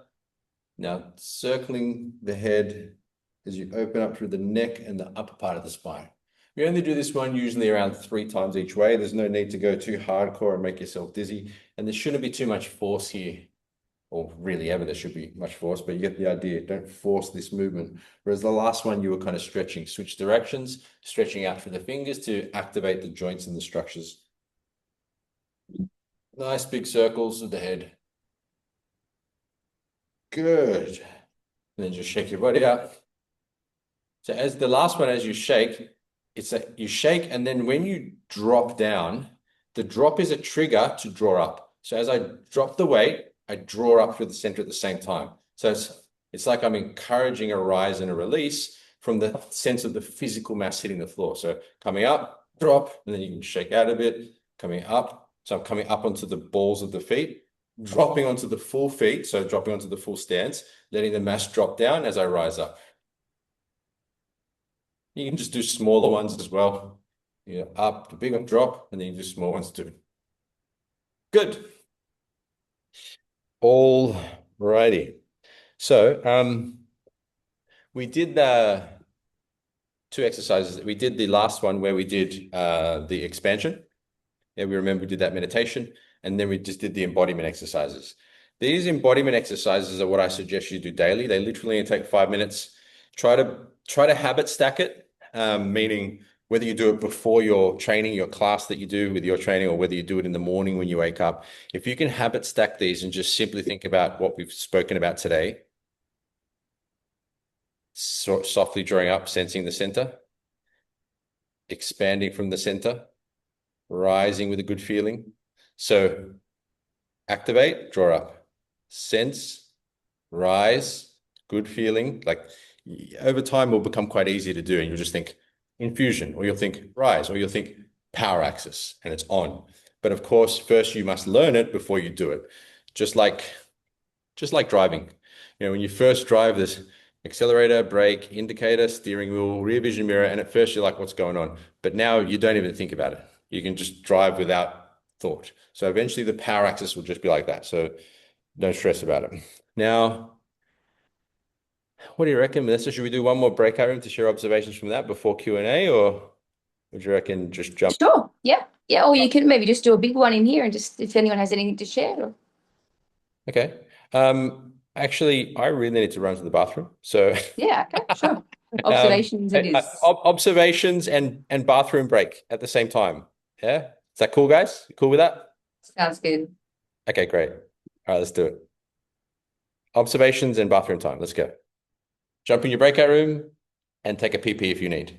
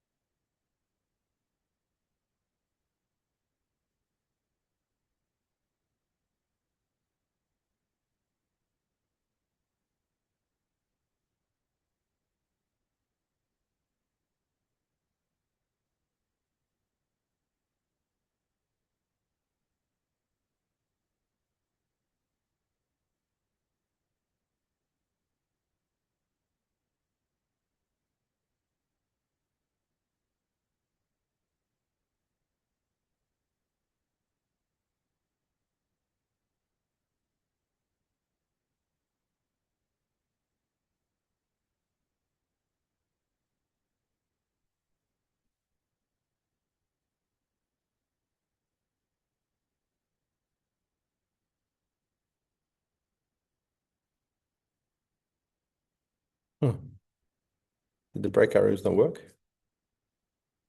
People are still here. Jimmy's still here. But did you not have a room, Jimmy? Oh, you're unassigned. That's why. My bad. Because I came late. That's all right. I came late. Oh, James, Jimmy, and Hostel are here. Looks like a few people didn't jump in their rooms. That's all right. I mean, we've run over, so that might be why. People have lives to live. You're allowed to live your life outside of training, I believe. Alrighty. Oh, breakout rooms. Here it is. Learning all this tech or no? Breakout rooms. I have a question. Yes, sir. Do you mind holding 1 second? We'll do the question when everyone jumps back in, just so everyone gets the benefit. Is that cool with you, Hostel? Yes, sir. Thank you. I've got to figure this out as well. 1 second. Stop sharing. Close breakout rooms. Okay. Close breakout rooms. Everyone will be coming back. Share screen. Hey, we did it. That's working, right? Yeah. Cool. Do you want to, you can also drop the, are you on your phone, Hostel, or are you on a computer? I'm on my phone. Okay. Yeah. Is it relating to the training, or is it relating to anything in particular, or this actual training itself, or? Yes and no. I don't think it's for the class. Because I haven't been participating because I was late, I'm gonna watch the recording and do it all when I have a moment. My question is, when you discuss, um, you repeat this rising sense, and I'm a visual thinker, so I'm visualizing while you're doing it. And is that rising sense like circulating, repeat, like, because how much can I rise while I'm doing these exercises? So in my head, I'm rising and falling and Yeah, rising and sure. falling. So the exercise depends. So generally speaking, it becomes a sense like eventually you want it to just be like a fountain, right? It's rising, it's risen and rising simultaneously, right? But initially you just want to practice it piece by piece, so you actually get an awareness there and start to sense it. Because at first there's just no awareness there. You know, the concept doesn't exist, and the sensing and awareness of that space doesn't. So you start off with the soft drawing and rising, and then over time it just becomes automated. It's just like I'll just think axis and boom, it's on, it's just there. And like the thing is, guys, is that it's always there. It's just you're bringing awareness to it and potentiating it deeper. You know, it's like you always have a center, is another way to say it. It's not like your spine just appears when you do it. Right. Cool. I hope that helps, and we'll go deeper into more questions at Q&A time. Is everyone back? Are we all back? It looks like we are. It looks like we are. All right, cool. So once again, it is decision time, team. It's the last decision we want to make. This is about embodiment. So old way is moving with force, tension, emotional stress, tired, lack of energy, disconnected, and with pain in our system. That's the old way. Yeah? The new way is to move from the power axis. So time to make a decision. Do you want to move from the power axis and experience your martial, your movement training from that? The new way or the old? So chuck it in the chat, new or old. Make your choice, team. I probably shouldn't drink so much water during the workshop the next time. Mel, how are we looking? How's the chat going? You there, Melissa? She's busy dreaming about me, I think. Sorry, I'm just messaging some people in the group as well. Yeah, no worries. What are the Everyone's choices? saying new. Yes, I love that. New I love for you guys. show. Out You with the for old, sure. in with the new. Yes. Excellent team. I love that. Good. Moving forward. Alrighty. People asking about getting it, embodying it. Just a quick look into the academy. So for the guys who train in the academy, you'll see now there's daily training. So you've got Monday, Wednesday, 8 a.m. There's a state and a state session. So going deep into the whole state, embodiment of the actual power axis, and everything goes beyond that. And then there's the 5:30. So there's the morning and the evening sessions, Monday to Thursday. And I'm doing the in-depth coaching every Friday. So you guys are in the community. This is what's in for the training. Newer guys, you can just see, or the guys who are just coming for for this, you'll see that that's what we do together as a group in our academy. Next, before we go to Q&A, what were the best thing, guys? Just drop in the chat just a couple of words. What were the best things you took from today? Like, what did you learn? What did you think was like, an aha moment? Drop some best things in the chat, guys, just so we can, get some feedback about what worked for you. So what are the best things? Mel, if you could spit them out as they drop. Sure. I just wrote expansion. That's something that I'm working on at the moment. Expansion, good. Yeah. What else we got, guys? This feedback helps me to help you. Ooh. Effective infusion on the physical flexibility and strength from Larry Wolf. That's cool. It even has alliteration too. It's like a poem. Can you read it again, please? Effective infusion on the physical and effective infusion. Yeah, effective infusion on the physical flexibility and strength. Yes, absolutely. It's crazy. Well, I mean, my master used to describe it as mind power, right? So obviously it's not the mind influences the physical. I mean, that's obvious, right? Without a mind, the body won't be alive. It'll be an unalived body. As they say on the internet nowadays. You don't say dead, you say unalived. All righty. Any other best things? What was the best things you took from this today? What else we got? We've got stability from Evelyn. Learned that I wasn't breathing deep enough. Good. To sense more better from Dante. Mindset from Dale. Yep. Awareness, expansion, and tapping into the emotion and energy. Okay, good. Awesome. Thanks for all that, guys. Thanks for sharing. Now, my next question would I like you to share, because you need to be aware of these things in yourself. What do you think the roadblocks will be for you implementing this into your training and into your life? So we've looked at the best things, the good ideas you've learned, but what might be your roadblocks? What do you think will be preventing you from integrating this, embodying this, becoming this? Because that's the game. The game is becoming. My master used to say, I am, or my Kung Fu master at least, I am Siwu Lim Tao, which is the first form of Wing Chun. So what do you think your potential roadblocks might be? Time to train. Time. Okay. Yep. Time to train. Yep. Just me, my 2 jobs, reactive habits. Time, Need to jobs. turn it into a daily routine. Yep. Routine. Yep. Prioritizing the practice of the state, meditation, train, train, train. Yeah. Yeah. Yeah. Good. Yeah. Timing is a big thing.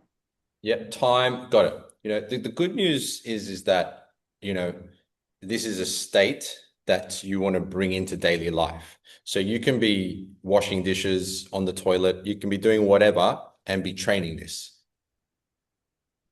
You don't have to be separating time from life. But on a side note, if you don't have, I like this saying, I think I heard Tony Robbins say, he goes, if you don't have 10 minutes for yourself, you don't have a life. So take 10 minutes, take that 10 to 30 minutes a day to embody these exercises. It's an investment in yourself, which will be worth it. So yes, training is definitely one thing. Yourself is the huge thing too, because we always like to come up with excuses. Oh, I don't have time or whatever it might be. So I get it, but it's good to be aware of those roadblocks so you can facilitate movement beyond it. All righty. Thanks, Larry. See you later. See you, Larry. Alrighty. So once again, this is the whole system. To master the state, meaning effortless internal power, what we call ageless power, you need all these components. I didn't have enough time, of course, to go into all the other parts. So how to develop emotional freedom, how to develop your intention and powerful presence, or how to develop the full structural strength. But we've gone deep into the posture protocol, which is a great foundation. So here's the whole system for all of you to be conscious of. Now, once again, for those of you who would like some more help with this and implementing it into your training so you can master internal power, we are taking 5 people. So the guys who aren't already in the academy, we are taking 5 people over March. And that starts with a private one-on-one call with me. I have a few spots available over the next week where we'll sit down for half an hour, go into your training, your goals, and see if we're the right fit to work together. If you would like to do that call with me, just drop power in the comments, and Melissa or Greg will send you the link to the call. Okay, next. Q&A. All right. Let's stop share. And we're back. All righty. Let's go, team. Questions. So was there any questions, Mel? Is there any questions throughout the actual? So if you've got questions, just drop them in the chat for me. Drop them all in the chat, and then just so that we can get as many answers as we can. And then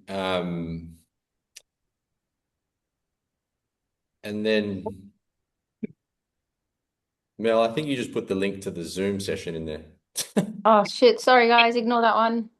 I did Greg, do you have it? I've got it. No, I've got it. So let's go into questions. Put them all in the chat first. I don't know how many questions you've got. If there's not too many, we can just unmute and chat. See you, Dante. Question, but I'm just going to throw out this month's artwork for the session.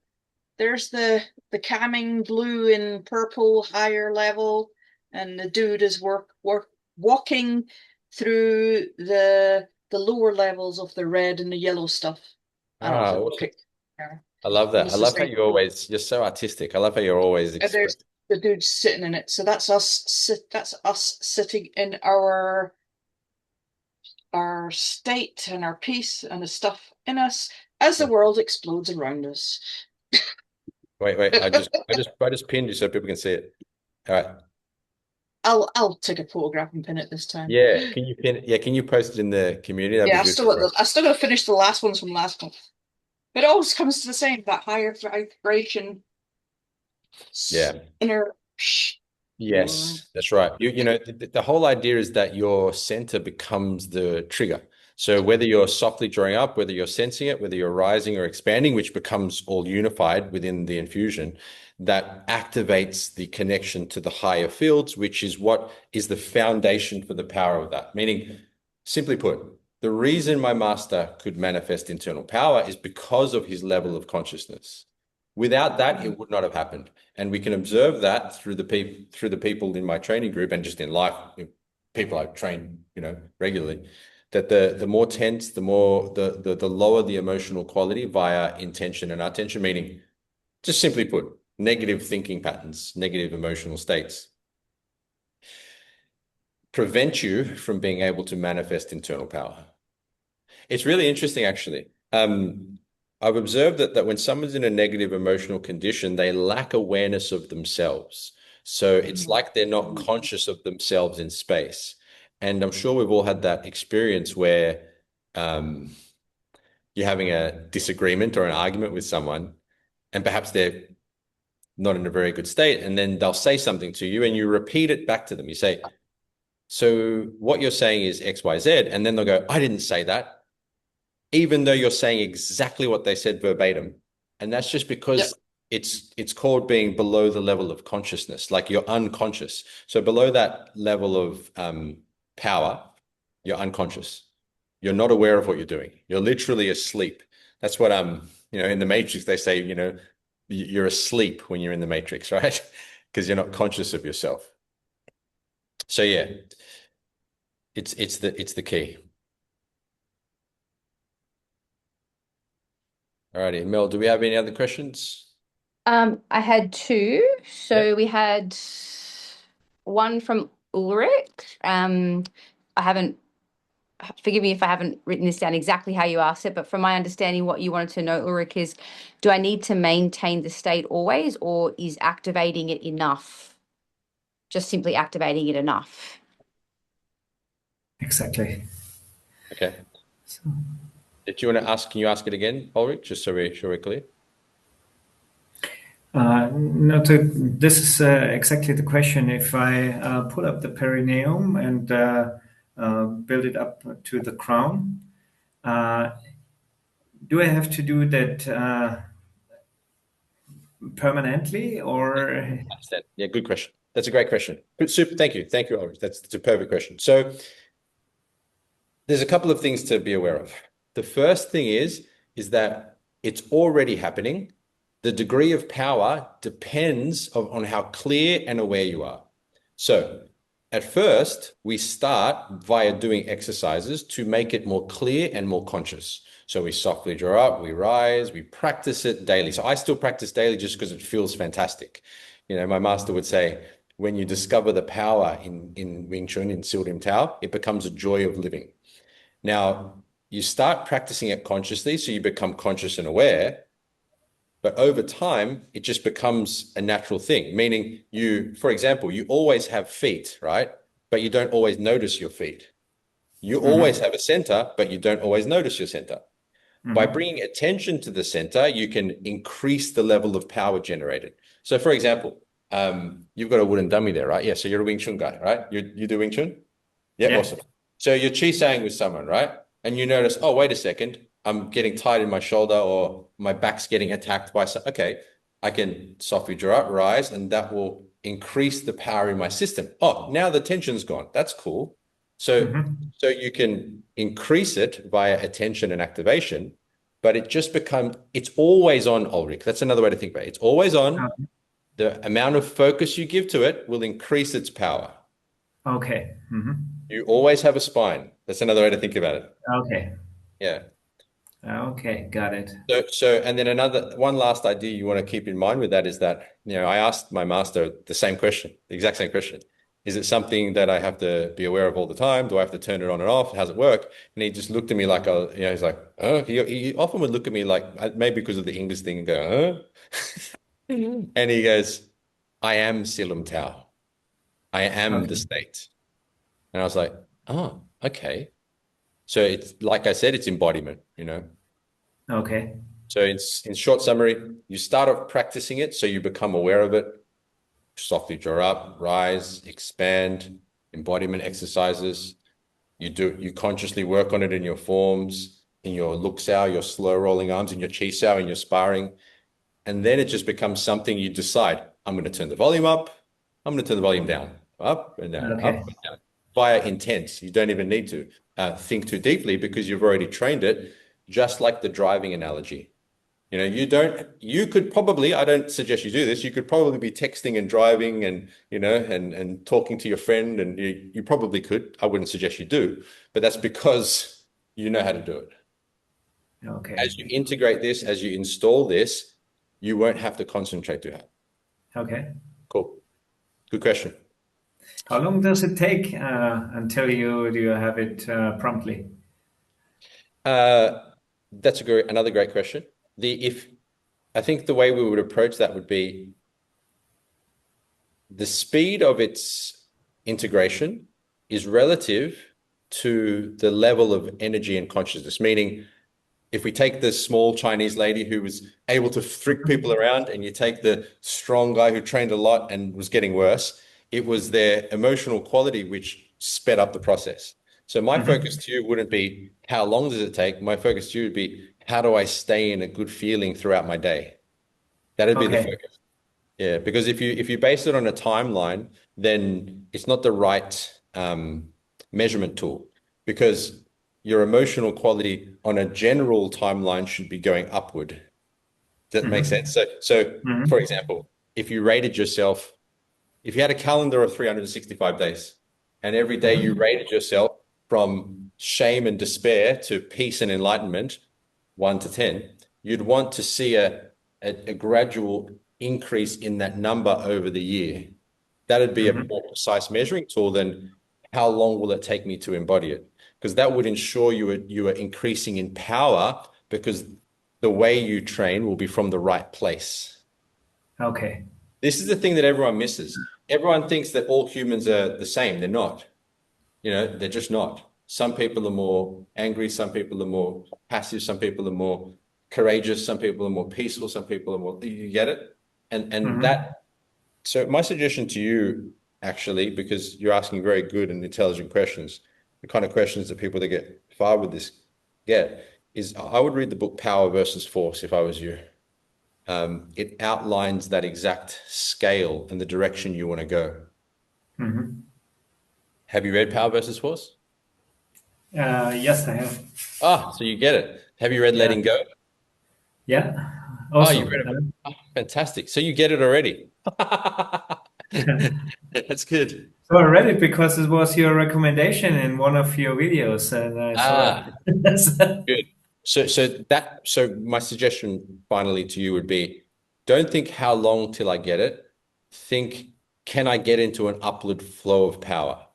That would be a better question to ask, because then whenever you train, because you obviously train, you'll be coming from the right place, so the infusion will be quicker.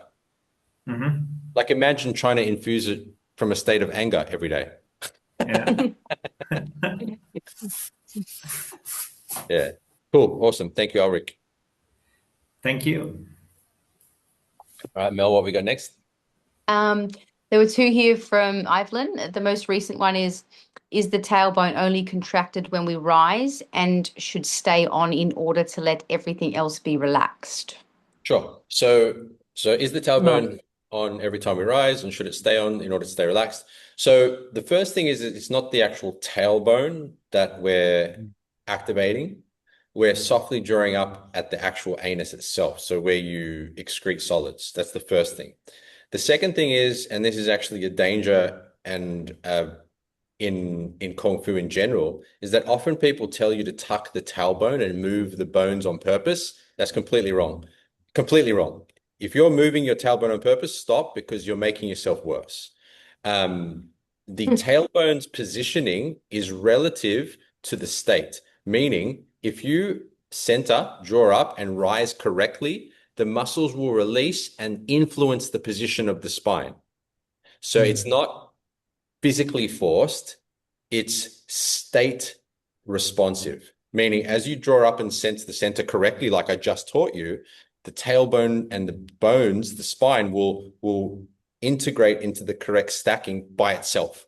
You don't force it. If you force it, let me give you an example. I went to Cyprus, and when I moved there, there was a lot of Wing Chun schools there, and people started coming to train with me because, you know, they'd known I was in Hong Kong. And a lot of the guys were doing this tailbone tuck thing, this stupid thing where they tuck their tailbones. They do like this, right? And because they all did that, and so all of them were doing it. So when they would cheese with each other, they thought it was good, but they had nothing to compare it to. So I'd come along and literally with two fingers, I was throwing them all around, and they were saying, "Why can you throw us all around so easily?" And I said, "Because you're all so tense in your hips." You're all so freaking tense in your hips because they're all saying, "Oh, because you got to tuck your tailbone. That's Kung Fu." Yes, but that happens because of correct centering. So the problem is if you look to make the physical happen first before the structural and energetic have happened. The physical is actually the last. Think about it. You have to think something first before the body does it. I want to go to the toilet, and then my body goes to the toilet. So the first thing that I wanted to address is it's softly drawing up at the anus, softly drawing up there, and don't worry about tailbone positioning. Now to address the second part. Do you need to constantly have it on? Yes and no, meaning at first you train it so that you become aware. So like we did, I softly draw up, I rise, I sense. I softly draw up, I rise, I sense, I expand. I softly draw up, I rise, I sense, I expand, I infuse. So you practice it so you understand it conceptually and experientially, right? Later, so this is another way to say it. It starts off like a contraction, like a tension, like an internal contraction. As you do it over time, it comes like an energetic expansion, meaning it feels like an expansion. When I rise now, it feels like my whole center expands and there's no contraction at the base, but so it's gone from a physical thing to an energetic thing, and there is changes in my body, but I don't like to teach the changes in the body because that leads to people using force. Yeah, I've been doing this for 2.5 decades. I've taught it the wrong way and done it the wrong way. That's how I know it's wrong. Where I tell people the position, put the tailbone here, draw the belly back, do this, but it leads to a weak outcome where it doesn't. Sorry to interrupt you. So it's more of a kind of a that contraction around the perineum, let's say it. It's more of a to bring the awareness there, not so much the muscle tension. So it's basically to be aware of that part and then to softly rise up. Yes, perfect. Beautiful. Yes. And then it becomes automated. So it's like all you have to do is go rise, and you notice it's happened because you've already built the connection from the brain, the mind to the brain to the body, So but it's a process. That's why I said yes and no, because it starts more physical, it ends more mental, which is I am the state, like on, which now feels like a good feeling expansion in my center, which unifies my structure. I just turn it on, like I just have the intent and boom, it's there. Yeah. But you have to start at the beginning, Basically to become aware of it. That's the actual contraction. And that leads actually to my second question. So when we rise up, we actually expanding the whole body. I mean, feeling the center as a center axis like support that all the muscles and all the whole structure can relax basically and to expand. Is that correct or? That's correct. So the first, yes, so let's break that down.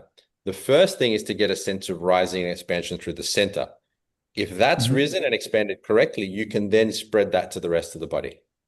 Meaning, if I collapse my center and structure and I command a release in my shoulder girdle, it's not going to happen because of the collapse from the command center. It's like there's no communication, right?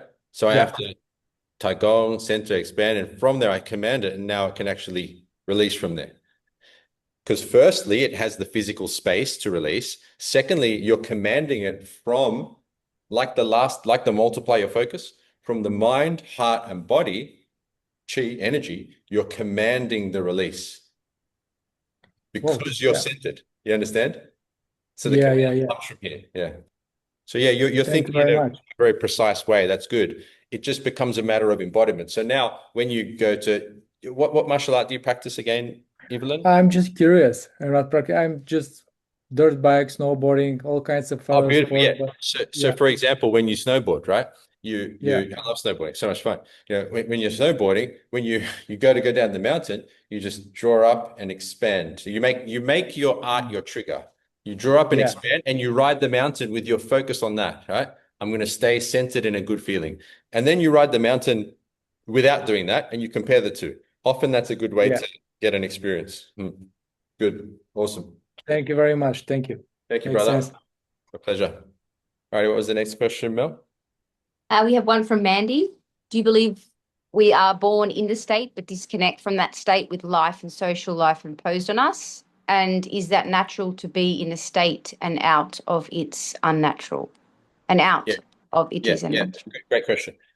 Yes, I'll just say yes to make it pretty blank. Like I've got 4 kids, one on the way, and having observed them grow up, they are very much in state, not just in their emotional condition that they naturally move towards joy, and they naturally let go very quickly. So if they're upset, they get fully upset. They don't repress it. They don't suppress it. They just be it, and then they let go, and they're back happy again. Like whereas most adults will hold on to it, for a week or whatever.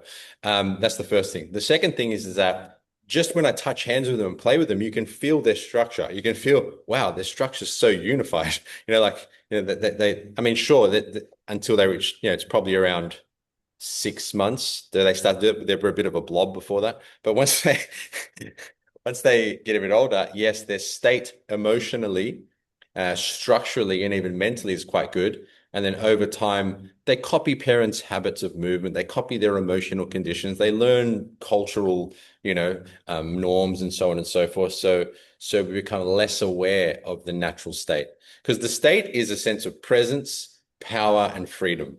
You're free in yourself. Your body moves in a fluid way. You generate more power with ease, and you go with the flow of things opposed to fight them. Like and I first observed this in my Kung Fu master and further with my teachers and masters through Europe. So yeah, I do, coming back to it, yes, I believe so. Is that all according to someone's level of consciousness too, though? Because like someone born Sure. with a Yeah. of a Well, level yes. of consciousness. Yeah. So there's two things here. That's a good question, Melissa. So yes, there's the levels of consciousness which we saw before, but further, there is the flow of consciousness, meaning which flow are you in? Are you in an upward flow? Meaning if your level is anger, for example, if you're flowing up towards pride and courage, you're in an expanding movement. Whereas if you're in a level of pride and you're going down to shame, you're in a contracting movement. So it's not just the level, it's the direction. Does that make sense? Yeah. Yeah, that's why the intention, that's why setting your intention is a powerful thing, like joy, love, freedom, peace, courage, power, whatever it is, because setting the intention gives you a framework of comparison for yourself. Like if you feel out of alignment, you can go, oh, wait a second, that doesn't feel like courage. Okay, perhaps I need to let that go. Perhaps I want to focus my mind in a way which expresses a feeling towards that at least. So for example, not all bad feelings are bad, meaning if you're feeling shame and depressed and you start to go to anger, that's better because it's an upward flow. And then you go from anger to pride and pride to courage. So it's about going upward in your flow. Good. Yeah. What other you. questions do we have, team? Any other there, Melissa? I think that is it from the chat.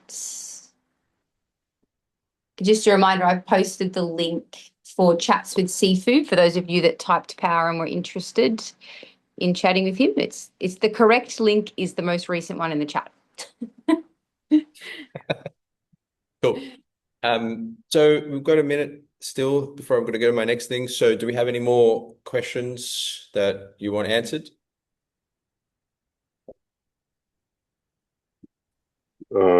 Yeah, I got something. What's the Sure. best exercise that I could do to strengthen my core? Exercise to strengthen your core. And what's the objective here for strengthening your core? What are you hoping to achieve with it?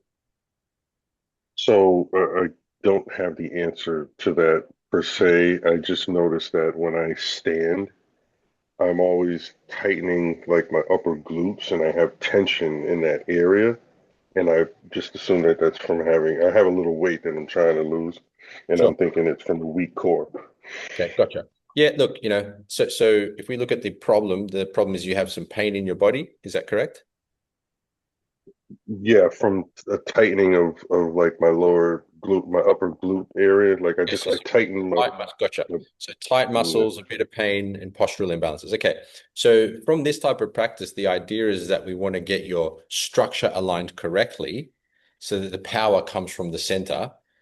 It's the strengthening comes from activating the power axis as opposed to strengthening the core. Now, the reason that's better than core strengthening is because let's say you do 6 weeks of core strengthening exercises and you've done that, you feel good, the pain's gone now, but something happens and you forget and you stop doing your training and then the pain comes back, right? Because that's a muscular fix to a structural problem. If we can get Yeah. your spine activated and upright and your structure aligned correctly, you'll stand with perfect balance and the tensions in your system will ease out. And then you won't be using force to keep your body upright, like the tight hamstrings, for example, so that you will then have a sense of ease in your system because you're structurally aligned. Think of it like this. If you stood like this for, 6 months, eventually all the muscles are going to, activate in that way, and you're going to be stuck with tension and pain in your system because you're not structurally aligned, right? Whereas if we Right. get you internally and structurally aligned, get your power axis on, all the pains and tensions will loosen from your system. For example, Right. before I came to Kung Fu, I was a boxer. I was doing Taekwondo. I was a competitive Taekwondo athlete. I was boxing. So my shoulders were more rounded and tight and tense. So as I started Kung Fu training and started to work on opening up the spine, I had a lot of tension through here that needed to be released. Now, I could have worked on the front muscles and done stretches, but it would have taken, forever, as opposed to Mm, learning to activate my power axis and then consciously release out the tension. Now I have no structural or postural problem and no tension in my body at all. Like, I'm mm. 45 now and my body feels more relaxed, more free than when it did when I was 20, Oh, well, that's great to hear because that means it's not too late for me. I'm 46. Oh, beautiful. Yeah, no, the funny thing is that this actually, if you train in the right way, you get more powerful over time.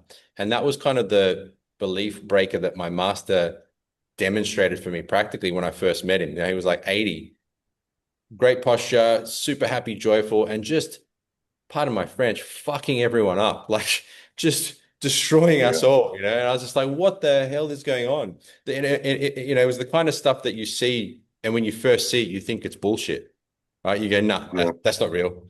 Because people don't understand structure. They don't understand structural alignment. They don't understand unification. They don't understand mass placement. They don't understand intention and energy. So, yeah. Yeah. So I've seen those videos and I thought it was BS. But when I saw the one with you in it, I knew it wasn't BS. And I'm like, wow. And my Sifu, he's 68. So yeah. Yeah, it's a very unique thing, the internal power side of it. Uh, you know, Ip Man, he named my master the King of Lim Tao, Mm, because he reached such a high level of Lim Tao power, because he could pretty much overpower anyone, which is what really drew my attention, initially, because I wanted to be less forceful. And um, it was just mind blowing to see, you know, and I was in Hong Kong for a long time, 10 years, and I trained with pretty much all the masters there. No one could do what he could do. Like none of, oh, most of it was structural, positioning and angles. So it's like get this angle or keep this shape to be strong. But he was just like, just punch through fucking anything.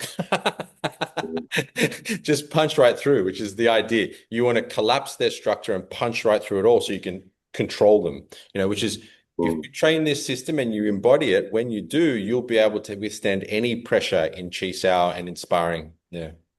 In the video I showed you with Noah, like he's 14, but he fucks everyone up, like everyone. Like mm, I take him to other schools, wrestling schools, jujitsu schools, and he destroys their black belts, like destroys them. Because of the power his body generates. Mm. mm.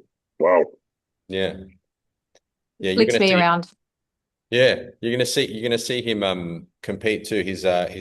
entering the competitive scene. Like, we don't really believe in punching people in the face and giving them brain damage, just because that's literally what happened when I was younger. The last fight I got into, the guy ended up getting brain damage from a hit. So I kind of made a vow, okay, I'm never going to punch anyone in the head again. But grappling and wrestling is okay because you don't actually hurt them. You choke them out, or you submit them, or you pin them. So I find applying this state to that art is a very good way to do it without injuring people. Yeah.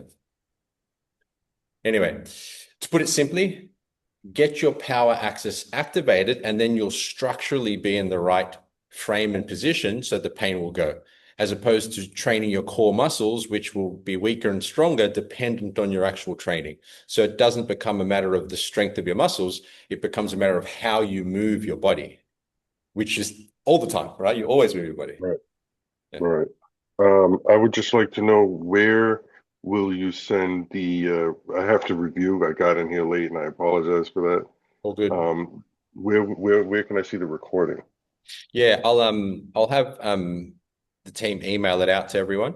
So everyone who's not a part of the academy will email it to you. Everyone who's in the academy, it'll be logged in the classroom under this topic. Yeah, so you guys who are training with me already in the academy regularly, you can find it in the classroom.